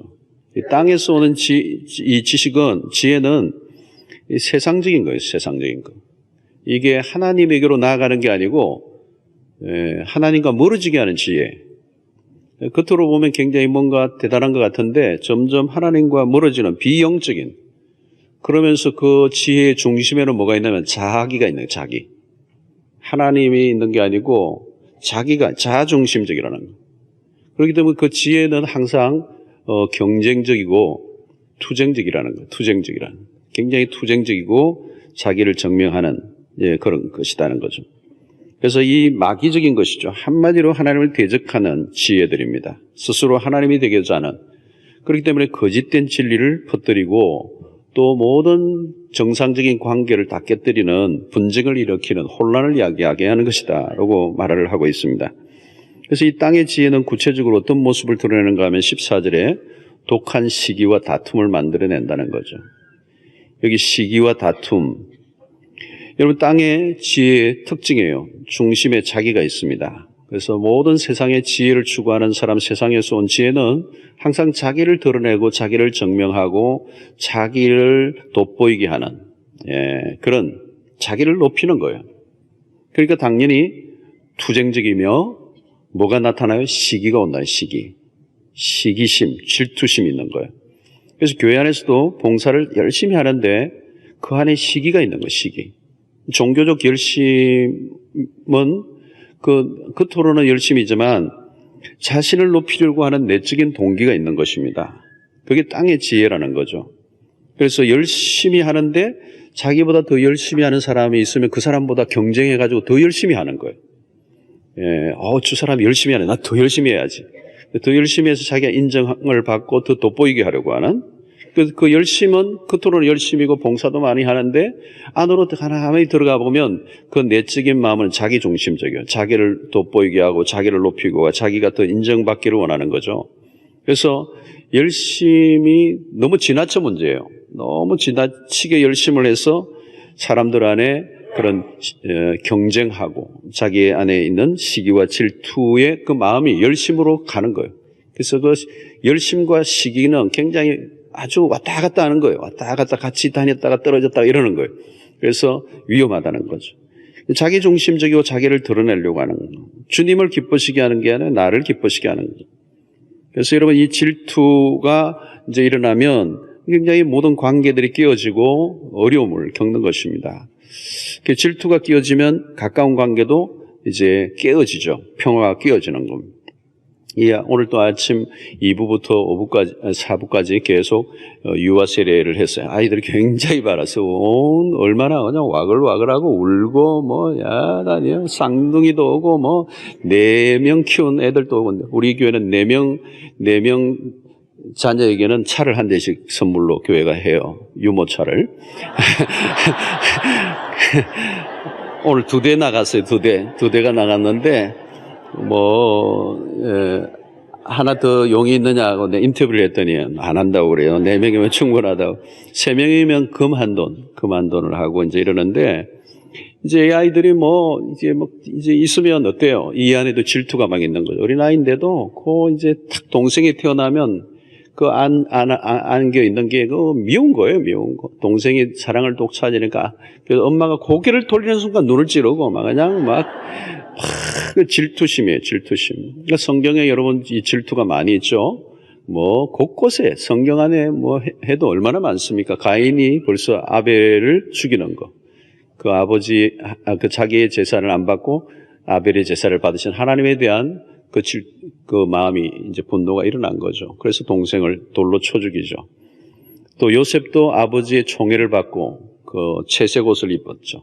아버지도 눈치 없이 너무 요셉을 사랑하는 게 눈에 띄니까 이제 형들이 미워서 팔아버리잖아요. 대표적인 것 가운데 하나가 뭐냐면 사울입니다. 사울은 이스라엘의 1대 왕이 왕이죠. 왕이고 집안도 배경도 좋고 인물도 준수하고 키도 크고 다 가지고 있어요. 전부 다 가지고 있어. 근데 이 골리앗 사건 이후에 백성들이 다윗에 대해서 이제 이렇게 노래하는 거죠.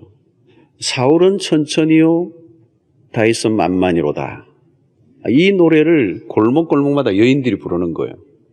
여인들이 막 부르면서 다이슨 만만이요 뭐 이러면서 막 노래 부르고 사울은 천천히 이러니까 그때부터 시기심이 일어난 거죠. 그러면서 다윗을 주목하죠. 죽이려고. 질투의 영이 임해요. 자, 그럼 이게 이 질투가 이 세상으로부터 온 지혜예요. 질투의 영이 뭡니까? 그것은 자기가 다 주목을 받으려고 하는 거예요. 모든 시선을 주목. 그 다윗에게로 조금이라도 가는 그 시선을 이미 자기는 왕이잖아요. 지존이죠. 뭐 모든 이스라엘의 지존인데 그 다윗에게 조금 아직도 게임이 안 되죠. 다윗은 게임도 안 되는 어린 뭐 배경도 없는 뭐 전혀 지금 싸울 만한 대상도 아니고 비교하고 경쟁할 대상도 아닌데 그 여인들의 노래소리를 들으면서 자기에게 오는 그 시선을 이렇게 빠져나가는 견디지를 못하는 것이죠. 결국 정오심을 가지게 되고 이제 삶을 파탄으로 몰아가요. 국정을 다뤄줄 수가 없어요. 이 질투가 얼마나 무서운지를 잘 보여주는 대목입니다. 참을 수 없는 거죠. 결국 질투는 뭡니까? 자기에게 모든 게 시선이 주목되기를 원하는 겁니다. 언제나 자기가 주인공 되고 싶은 거죠. 자기에게 주목되는 그 이상의 것들은 받아들일 수 없는 거예요. 세상의 지혜는 다툼을 일으키는 거예요. 그러니까 다툼을 일으키고 경쟁을 일으키는 거죠. 비교하는 거죠. 그래서 그 사람을 깎아내려야 되고 그러려고 하면 중상모략을 해야 되고 비난을 해야 되고 이제 공격을 하는 거죠. 상대를 끌어내리는 거죠. 그러면 어때요, 여러분? 그 질투가 끼어들면 정상적인 관계가 될 수가 없습니다. 그런데 여러분 우리가 잘 아시지만 이 가까운 관계 안에서 이 질투가 일어나죠. 멀리 있는 사람 질투 안 합니다. 뭐 그 사람이 어떻게 되든지 멀리 있는 사람하고 나하고는 상관없죠. 그런데 가까이 있는 데서 이게 일어나거든요. 그리고 우리가 단체 조직이나 들어가 봐도 뒤늦게 들어온 사람이 인정을 많이 받아와요. 그럼 어때요? 질투가 생기면서 분쟁이 일어나는 거예요. 다툼이 일어나는 거죠. 그래서 그 사람보다 내가 더 우위에 차지하기 위해서 막 암투가 벌어지는 겁니다. 이게 이제 그러면서 내가 뭐 좀 더 높아지고 더 주목받기 위해서 머리를 막 쓰잖아요.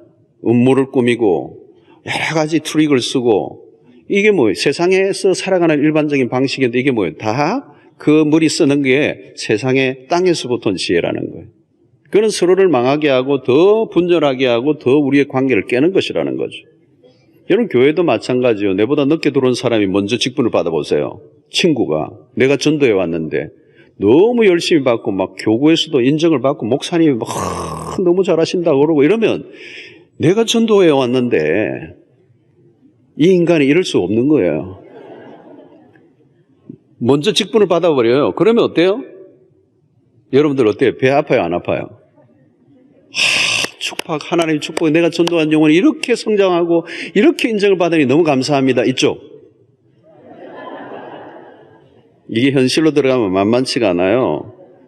이게 또 질투라는 게 이게 감정을 노골적으로 표현할 수 있는 감정이 아니거든요. 내가 그러면 또 내가 속 좁은 인간이 되니까 그들은 막 태어난 것 같아요. 태연하게 하는데 속은 부글부글 하는 거예요. 여러분 다른 사람이 잘 되고 인정받고 그러면 여러분 형제간끼리도 이 질투에 끼어들면요 묘해. 그래서 그 안에 그 경쟁이라는 게 무서운 거죠. 그러면 딴지를 걸고 비난을 하고 흠을 잡고 막 없는 말도 만들어내고 여러분 세상 안으로 들어가면 전부 다 이거예요. 어떻게 하면 내가 다른 사람보다 우위에 차지하고 어떻게 하면 내가 경쟁에서 이기고 어떻게 하면 다른 사람을 죽여서 내가 올라가고 어떻게 하면 내가 좀 더 돋보이는 인간이 되고 어떻게 하면 내가 주인공이 될 건가. 거기에 머리를 쓰는 거 아니에요? 여러분 처세술 책 보세요. 전부 다 그 책이에요. 너가 어떻게 하면 빨리 승진할 건가? 빨리 승진하는 법. 이 말은 뭐예요? 다 죽이는 법이에요. 다 죽여야 내가 승진하는 거 아니에요? 그러니까 어떻게 하면 내가 살아남고 다른 사람을 죽일 건가? 이게 처세술이에요. 함께 공존하고 이게 아니란 말이에요. 왜? 파이는 정해져 있는데 그 파이를 내가 누가 먼저 차지하느냐, 누가 선취하느냐는 거죠. 여러분 교회 안에서도 이렇게 라이벌 관계에 있는 사람들 때문에 신경 쓰이는 그런 봉사를 하시는 분들이 있을 수 있어요. 그래서 막 어떻게 하면 내가 좀 더 인정을 받을까? 그 다 하늘에서 온 지혜가 아니고 땅에서 나온 지혜라는 거죠. 예. 여러분, 그런 지혜를 쓰면요, 땅에서 나온 지혜를 쓰면 다툼이 일어나는 겁니다. 계속 다툼이, 분쟁이 일어나는 거예요. 분쟁이 계속 일어나고 시끄러운 거예요, 자꾸. 또 사람들은 자기가 아는 것을 가지고 막 그렇게 판단하고 정죄하고 독선에 빠지고 그러잖아요. 여러분, 이런 분쟁이 일어나는 것을 보면 많은 사람들이 똑똑하죠. 똑똑해. 판단하고 분별해내는 거. 그 사리를 분별, 옥석을 구분해내고 뭐 옳고 그름을 탁탁 따지고 이런 것들이 다 뭐예요? 지혜는 지혜예요. 그런데 그 옳고 그름을 가지고 판단하면서 사람들을 어떻게 죽이는 거예요? 죽이는 거. 사람들을 굉장히 이렇게 내치는 그 안에 평화가 있어요? 없어요. 자비와 관용을 볼 수가 없습니다. 그 안에 심판과 정죄로 가득한 거예요. 여러분, 그런 곳 가보요. 그 안에 평화가 있습니까? 행복이 있겠어요? 기쁨이 있겠어요? 지옥이죠, 지옥. 여러분, 가정에서도 똑같습니다. 우리가 아이들을 양육할 때 아이들에게 뭐 바른 말 한다고 아이들이 바르게 사는 거 아니에요. 아주 그냥 정말 틀림없는 옳은 소리만 하는 부모님, 아주 엄격한, 아주 그냥 칼로 잰 듯한 너무도 확실한 교훈을 주는데 애들이 질려버려요. 그래가지고 애들이 상처를 받는 거예요. 아빠는 바른 말 했잖아요. 너가 잘 되라고 하는 말이야? 그러면서 막 하는 거예요. 근데 애는 잘 되라고 하는 말로도 안 들리는 거예요.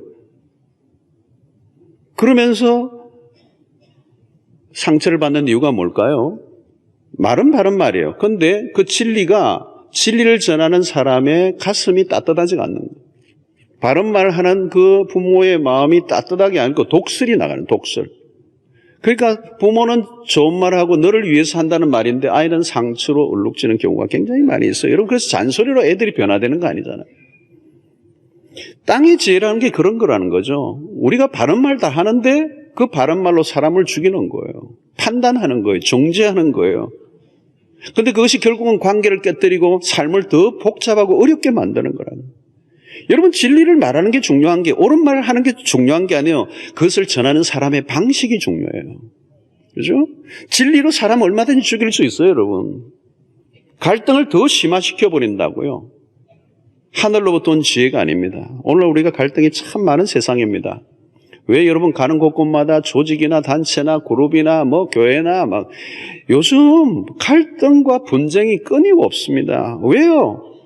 다, 진리를 가지고 말하지만 그게 잘못된 방식으로 사용하고 있기 때문에 그런 싸움이 끊임없이 일어나는 거죠. 그래서 진리보다 인간적인 감정, 파당에 의한 줄서기 이런 것들로 요란한 겁니다. 그런 모습을 하나님이 기뻐하실 리가 있겠습니까? 어떤 사람들은요, 교회를 위해서 막 투쟁한다. 내가 교회를 위해서. 근데 막 투쟁하는 방식이, 그게 진리 안에서, 사랑 안에서 하는 게 아니에요. 그러니까 교회를 위해서는 미명으로 하는데 나중에는 교회를 깨뜨려버리는 것이죠. 그게 교회를 위한 것이 아니죠. 우리가 진리를 말하는 것도 중요하지만 사랑 안에서 진리를 말해야 되는 거죠. 자, 하늘의 지혜를 가진 사람들은 언제나 아름다운 모습을 유지하는 겁니다. 선한 일을 한다고 악한 자의 모습을 가지면 안 돼요. 선을 주장하다가 악한 자와 같아지면 안 된다. 여러분, 그래서 의분이라는 것도 그러잖아요. 의분, 거룩한 분노. 예수님도 거룩한 의분을 행하셨죠. 그냥 장사하는 사람들을 성전 앞에서 막 뒤집어 엎으시고 그럴 땐 분노죠. 근데 그건 거룩한 분노예요.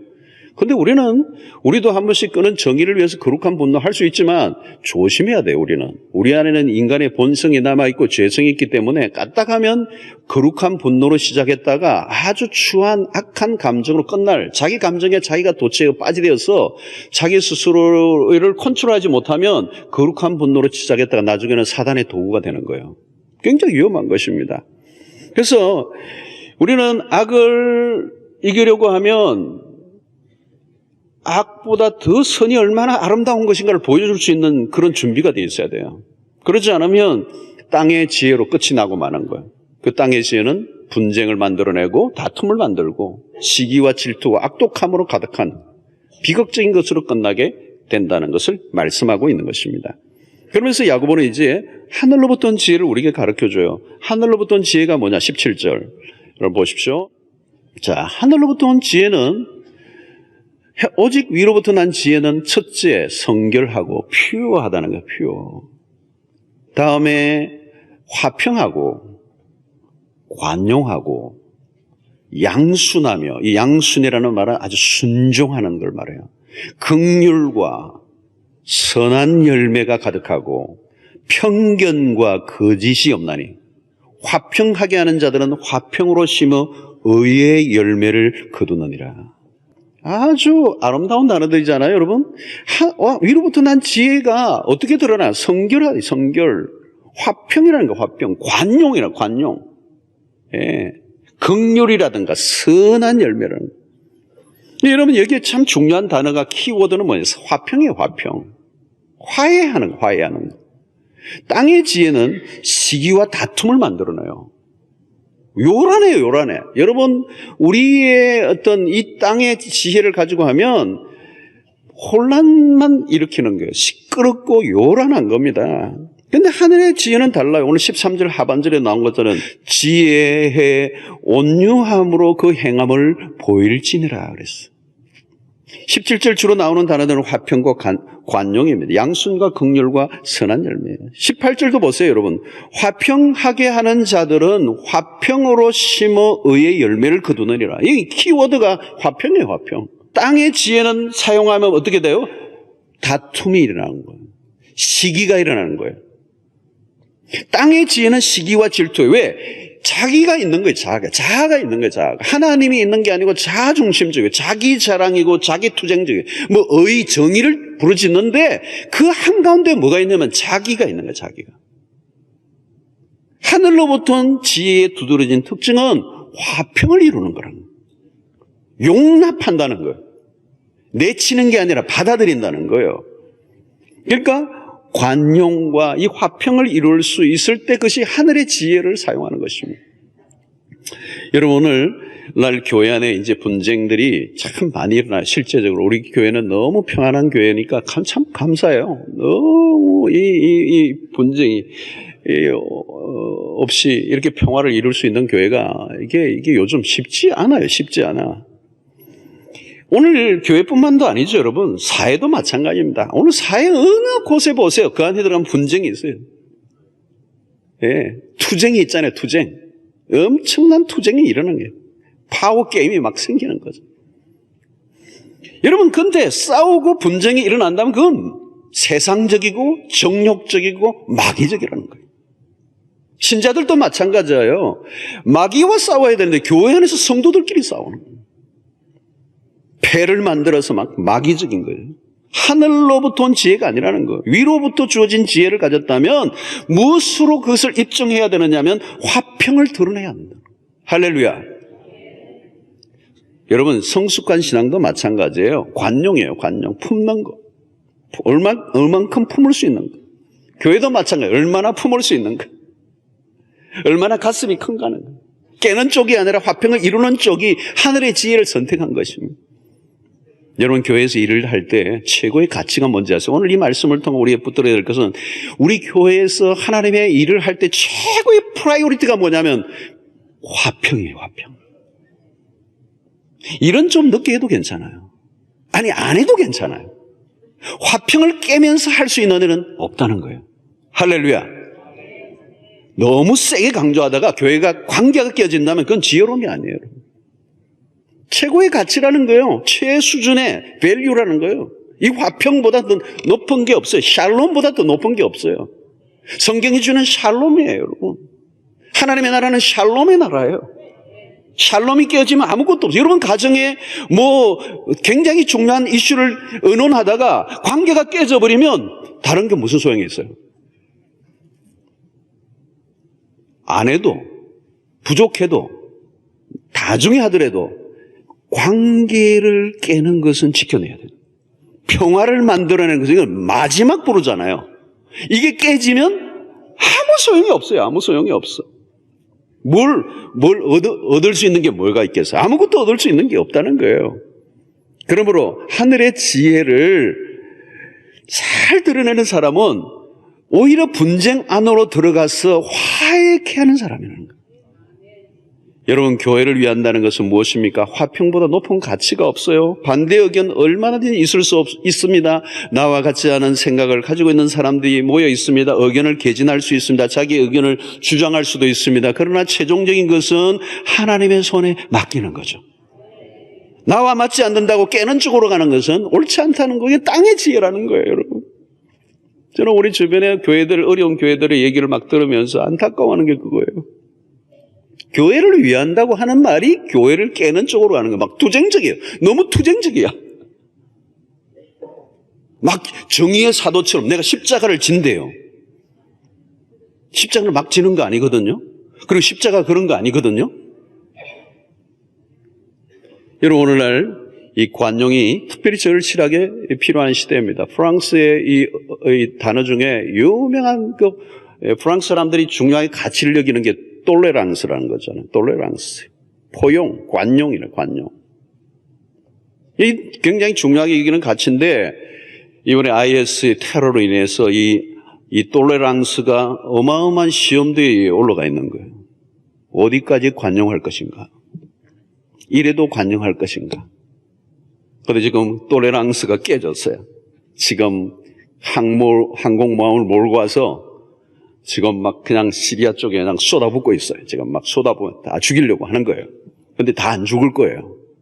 그렇게 쉽게 전쟁이 끝이 안 나는 거죠. 이제 문제가 복잡해졌어요. 서구 이 유럽의 국가들이 미국이나 뭐 러시아까지 다 해서 지금 막 연대를 하고 이제 큰 판을 벌어졌어요. 그런데 여러분, 이 문제가 해결될 것 같습니까? 그렇게 쉽게 해결될 수가 없어요, 여러분. 힘은 또 힘을 낳아요. 폭력은 또 폭력을 낳아요. 그래서 지금 이 테러는 구석구석에 다 숨어 있기 때문에 우리 한국에도 지금 있고, 대상국가고, 온 세계가 있고, 비행기는 끊임없이 날아다니고, 사람 스포츠 센터 이런 데 무슨 일이 어떻게 지금 일어날지 더 불안해졌어요. 그렇죠? 여러분, 오늘 이 프랑스만의 문제 아닙니다. 인간관계도 마찬가지예요. 이 관용이라는 거 하는 거 굉장히 늘 치러야 할 싸움이에요. 평화를 만들어내는 거. 평화가 깨지면 아무것도 안 해요. 뭘 위해서 우리가 존재하는 거예요? 평화만은 지켜내야 되는가? 그러려고 하면 관용해야 된단 말이에요. 관용, 품어내는 싸움이에요. 살다 보면 내 마음에 안 드는 사람 많아요. 이해 안 되는 사람 많아요. 도무지 체질적으로 안 맞는 사람도 있어요. 그거 어떻게 해요, 여러분? 막 나에게 피해를 줄 때는 막 그냥 막 다 쏟아붓고 싶어요? 싸울 때 부부도 보면 이제는 막 있는 말 없는 말 막 총공격을 막 폭탄을 막 퍼붓는 거죠. 그럼 여러분, 문제가 해결될까요? 지금 여러분, 프랑스뿐만 아니라 서구 국가가 지금 IS 문제로 답을 찾을 수가 없어요. 오늘 국제사회는 지금 미궁에 빠져 있는 거예요, 이게. IS 문제는 더 심각해집니다. 그들은요, 죽으려고 작정한 사람이고, 인터넷으로 수없는 사람들이, 왜? 모든 사회는 그 사회에 적응하지 못하고 불만을 가지고 있는 세력이 있고, 막 죽자 사자, 이판사판 가는 사람이 있단 말이죠. 우리 한국에도 초년이 한 명 갔잖아요. 힘은 힘을 낳는단 말이죠. 답이 없어요, 세상에는. 여러분, 땅의 지혜로는 문제 해결이 안 돼요. 하늘로부터 온 지혜만이 이 땅의 문제를 풀 수 있을 줄로 믿습니다. 그 하늘로부터 온 지혜가 뭘까요, 여러분? 이 지혜의 정수 중에 탑 클래스에 뭐가 있습니까? 십자가가 있어요. 십자가가 하늘의 지혜입니다. 하나님의 지혜예요. 하나님의 지혜의 농축이에요. 십자가가 무엇입니까, 여러분? 십자가는 품는 거예요, 품는 거. 뭐까지 품었어요? 세상의 악까지 품으시는 거예요. 예수님은 악을 징벌함으로 세상의 변화를 꿈꾸지 않으셨어요. 십자가가 뭐예요, 여러분? 로마의 그 정권과 그리고 유대의 종교 지도자들의 그 아주 불법적인 그 재판들을 통해서 야합을 해서 불법적인 그런 재판으로 힘으로 예수 그리스도를 십자가에 못 박기 위해서 그냥 몰아붙였을 때 그 힘에 맞대결을 하며 하나님이 가지고 계시는 그 힘으로 그들을 무찌르고 승리하신 그리스도가 아니고 완전한 패배를 인정하시는 거예요. 그게 십자가예요. 완전한 패배를 통하여 부활의 영광을 경험하게 하시는 거예요. 완전히 죽어짐으로, 완전히 실패함으로 하나님이 다시 살려놓으시는, 우리의 편에는 뭐예요? 십자가예요. 십자가가 답이라는 거예요. 악까지 품어내시는, 악을 사랑으로 품어 주고 가신 십자가.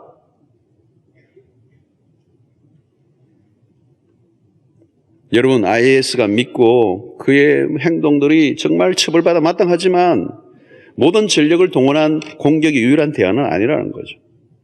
십자가의 복음만이 세상을 이 혼란과 분쟁에서 건져낼 유일한 길입니다. 십자가 예수는 승리의 신이 아니에요. 기독교는 승리의 신을 말하지 않아요. 힘을 동원한 패권주의적 승리는 기독교가 가르치는 진리가 아니에요. 주님은 승리보다 도리어 완전한 패배를 받아들이시는 거예요. 그게 지혜라는 거예요. 지혜. 여러분, 하나님은 오늘도 십자가를 통하여서 관용이 무엇인가를 우리에게 가르쳐주고 있습니다. 오늘 이 세상은 악이 충만하지만 하나님의 그 자비의 품 안에 지금 안겨져 있는 거예요. 이렇게 악이 난무하는데도 이 세상이 유지되고 있는 것은 하나님의 자비의 품 안에 지금 안겨 있는 거예요. 그 날까지, 어느 날까지, 마지막 날까지 하나님의 인내와 관용의 시대를 우리가 살고 있는 거예요. 그게 지금은 은혜의 때예요. 은혜의 때. 악까지 품어내시는, 악이 번성해도 하나님의 자비가 더 크기 때문에. 하나님은 당신의 그 진리로 모든 것을 다 판단하시고 정죄하시지 않으시고 당신의 아들을 십자가에 죽게 하심으로 그 십자가를 통하여 오히려 건져내시는 이 십자가의 복음. 여러분, 우리는 좀 아는 게 있으면 남을 판단하고 정죄하고 막 죽이고 기다려주지를 못하잖아요, 여러분. 평화를 깨고 나와 같지 않다는 것 때문에 매도하고 죽이는 전쟁. 툭하면 원수가 되고 평화를 깨뜨리고 좋은 관계까지 틈을 내고 많은. 그래서 끊임없이 분쟁과 다툼과 갈등이 이 세상에 끝이 없이 돌아가고 있는 것이. 주님은 마태복음 5장 9절에 이런 말씀하십니다. 화평하게 하는 자는 복이 있나니 그들이 하나님의 아들이라 일컬음을 받을 것이며. 여러분, 이게 뭐예요? 하나님의 아들이라고 일컬음을 받을 수 있는 사람이 누구라고요? 열심히 하는 사람이 아니에요. 화평케 하는 자라는 거예요. 화평을 이루어내는 사람이 하나님의 아들이라 일컬음을 받는 거예요. 분쟁을 일으키는 자는 누구예요? 마귀적이라는 거예요. 마귀적. 오늘 여기 본문에 그대로 있잖아요. 마귀적이라는 거예요. 최고의 상위급의 가치가 뭐냐? 샬롬이에요. 샬롬. 저는 호주에서도 목회를 하면서 늘 그렇게 붙잡았어요. 아무리 최상의 것이 있다 할지라도 다투려고 하면 차라리 자선을 선택해서 평화를 이루는 게 최선이다. 오늘 우리 교회도 참 이렇게 지금까지 나와왔던 힘이 그거였던 것 같아요. 그렇죠? 이 평화로운, 은혜로운, 어려운 일이 있으면 입을 닫고 기도하고 하나님의 역사를 기대하고 기다릴 줄 아는 것. 예. 참지 못하고 그냥 내가 하고 싶은 말을 다 던져버리면 어떻게 돼요? 분쟁이 일어나고 그냥 갈등이 일어나고. 여러분, 부부끼리도 힘들 때는 져주는 거예요. 내가 하고 싶은 말 다 하고 그냥 폭격을 막 쏘아대면 이길 것 같지만 이기는 게 아니죠. 분쟁이 일어나고 더 복잡하고 어려워지는 것입니다. 화평을 이루면 마귀적이라는 거예요. 여러분, 논쟁적이고 다투려고 하는 사람들은 마귀적인 거예요. 분열을 일으키고 싸움판이 되게 하면 사단의 도구가 되어 이용을 당하는 것입니다. 여러분, 오늘 또 열매가 중요하죠. 그 나무는 열매로 알리라. 18절 보세요. 화평으로 심어 의의 열매를 거둘 것이다. 무엇을 하든지 뭘로? 화평으로 심어야 한다는 거예요.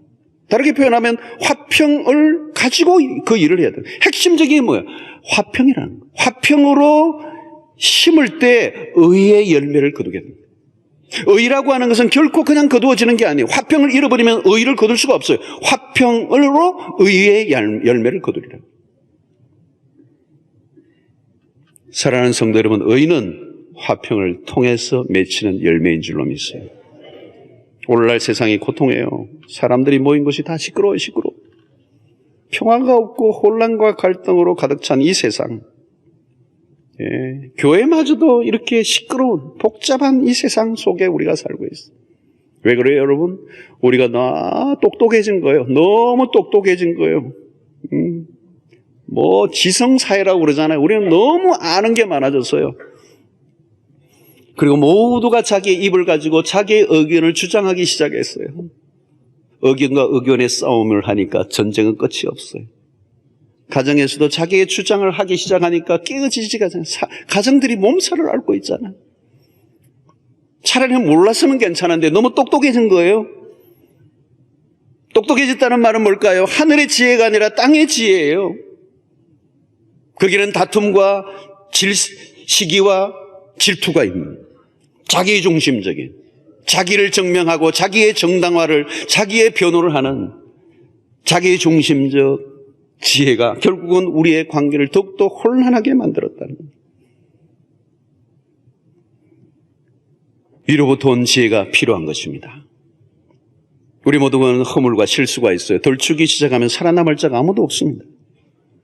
십자가 안에 감추인 지혜를 붙들고 투정의 방식이 아닌 포용의 방식으로 살아가게 될 때 우리의 관계 안에 평화가 임하게 될 줄로 믿습니다. 나의 정당함을 주장하는 게 중요한 게 아니에요. 이기는 게 아니라는 것을 알면 하늘의 지혜를 얻은 자입니다. 지혜로운 사람은 자기의 옳음을 주장하는 사람이 아니에요. 다른 사람의 그 의견을 인정하고 세워주기 위해서 나를 죽일 줄 아는 게 복음이요, 하늘의 지혜라는 거예요. 야고보는 그것을 행동화하라고 가르칩니다. 그게 삶의 방식이 되라고 말하는 거죠. 복음을 경험한 사람은 다른 사람을 질투하지 않고 축복합니다. 날카롭지 않아요. 복음을 경험하면 부드러워요. 나와 다른 사람이나 의견을 내치지 않고 사랑으로 품을 줄 아는 넉넉한 가슴을 가진 사람들은 바로 지혜를 하늘로부터 얻은 사람임을 증명해 내는 것입니다. 야고보는 행동하는 지혜를 강조해요. 행동하는 지혜. 오늘 야고보서 전체의 핵심은 뭡니까? 액팅을 하는, do it, 행동하라는 거예요. 그러니까 우리가 가지고 있는 이 지식을 가지고, 지혜를 가지고 그냥 있는 게 아니라, 머리에서 싸움이 하는 게 아니라 이게 가슴으로 넘어가고 가슴에서 이 온몸으로 움직여서 구체적으로 사랑으로 우리의 이 혼란 가운데 있는 세상 안으로 들어가 평화를 만들어내는 행동을 하라는 거예요. 그게 삶의 방식이 되라는 거예요. 그게 바로 하늘로부터 지혜를 얻는 자의 삶이라는 거죠. 여러분, 오늘 가정과 직장, 여러분들 교회 안에, 공동체 안에 분쟁과 갈등을 일으키는 자가 아니라 분쟁과 갈등을 풀어내는 하나님의 사람들이 되시기를 축원합니다. 자세히 돌아보세요. 막 내가 일 잘하는 것 같지만 투쟁과 분열과 다툼의 방식으로 가면 결국은 그게 안 되게 돼 있어요. 하나님이 기뻐하지 않아요. 하나님이 기뻐하시는 방식은 평화를 이루어내는 일. 일이 좀 늦어도 모자라도 부족해도 평화를 이루어내는 그 일에 하나님이 역사하시고 영광을 받으실 줄로 믿습니다. 여러분들의 과정 안에도 그런 평화를 만들어내는 일이에요. 여러분, 내 똑똑함을 주장하고 내 잘남을 드러내는 것으로 자중심적으로 분열하고 투기하는, 시기하고 질투하는 방식은 하나님이 기뻐하시는 방식이 아니에요. 여러분, 지금 행복하세요? 행복은 뭘까요? 좋은 관계가 열려져 가는 거예요. 어떤 외적인 결과가 아닙니다. 중요한 것은 좋은 관계가 열려져 가는 것, 그게 행복이잖아요. 그 좋은 관계가 열려져 가는 것은 결국은 하늘로부터 온 지혜여야 된다. 그 지혜의 중심은 하나님이 계시는 거고, 그 위로부터 주어지는 지혜라는 건 결국은 하나님의 말씀 중심이고, 그 말씀의 핵심에는 샬롬이 있다. 샬롬이 있다. 샬롬. 샬롬을 깨면 아무것도 아니에요. 여러분들의 가정 안에 샬롬을 지킬 수 있기를 바랍니다. 그 안에 그 샬롬을 지키기 위해서는 십자가가 있어야 돼요. 십자가. 십자가는 내가 죽고 상대를 살리는 거예요. 힘의 대결이 아니에요. 파워 게임이 아니에요. 의견의 충돌이 아니에요. 투쟁의 방식이 아니에요. 논쟁적이지 않아요. 부드러워요. 십자가는 상대를 위해서 내가 죽어줄 수 있는 것. 그러면 교회 안에 평화가 오는 것이고, 여러분들의 가정 안에 평화가 올 것이고, 우리의 모든 직장 안에 평화가 올 것이고, 그 평화가 있는 곳에 하나님의 영이 역사하시고 영광을 받으시고 세상이 저들이 하나님의 아들이라 인정하는 역사가 일어나게 되는 것입니다. 오늘 우리의 삶 속에 그 하늘의 지혜를 구할 수 있게 되기를 바라요. 땅의 지혜를 구하지 마세요. 땅의 지혜는 망하는 거예요. 망하는 거예요. 하늘의 지혜를 구하시고 하늘의 지혜로 여러분들의 삶에 평화가 넘쳐나시기를 주의 이름으로 축원합니다.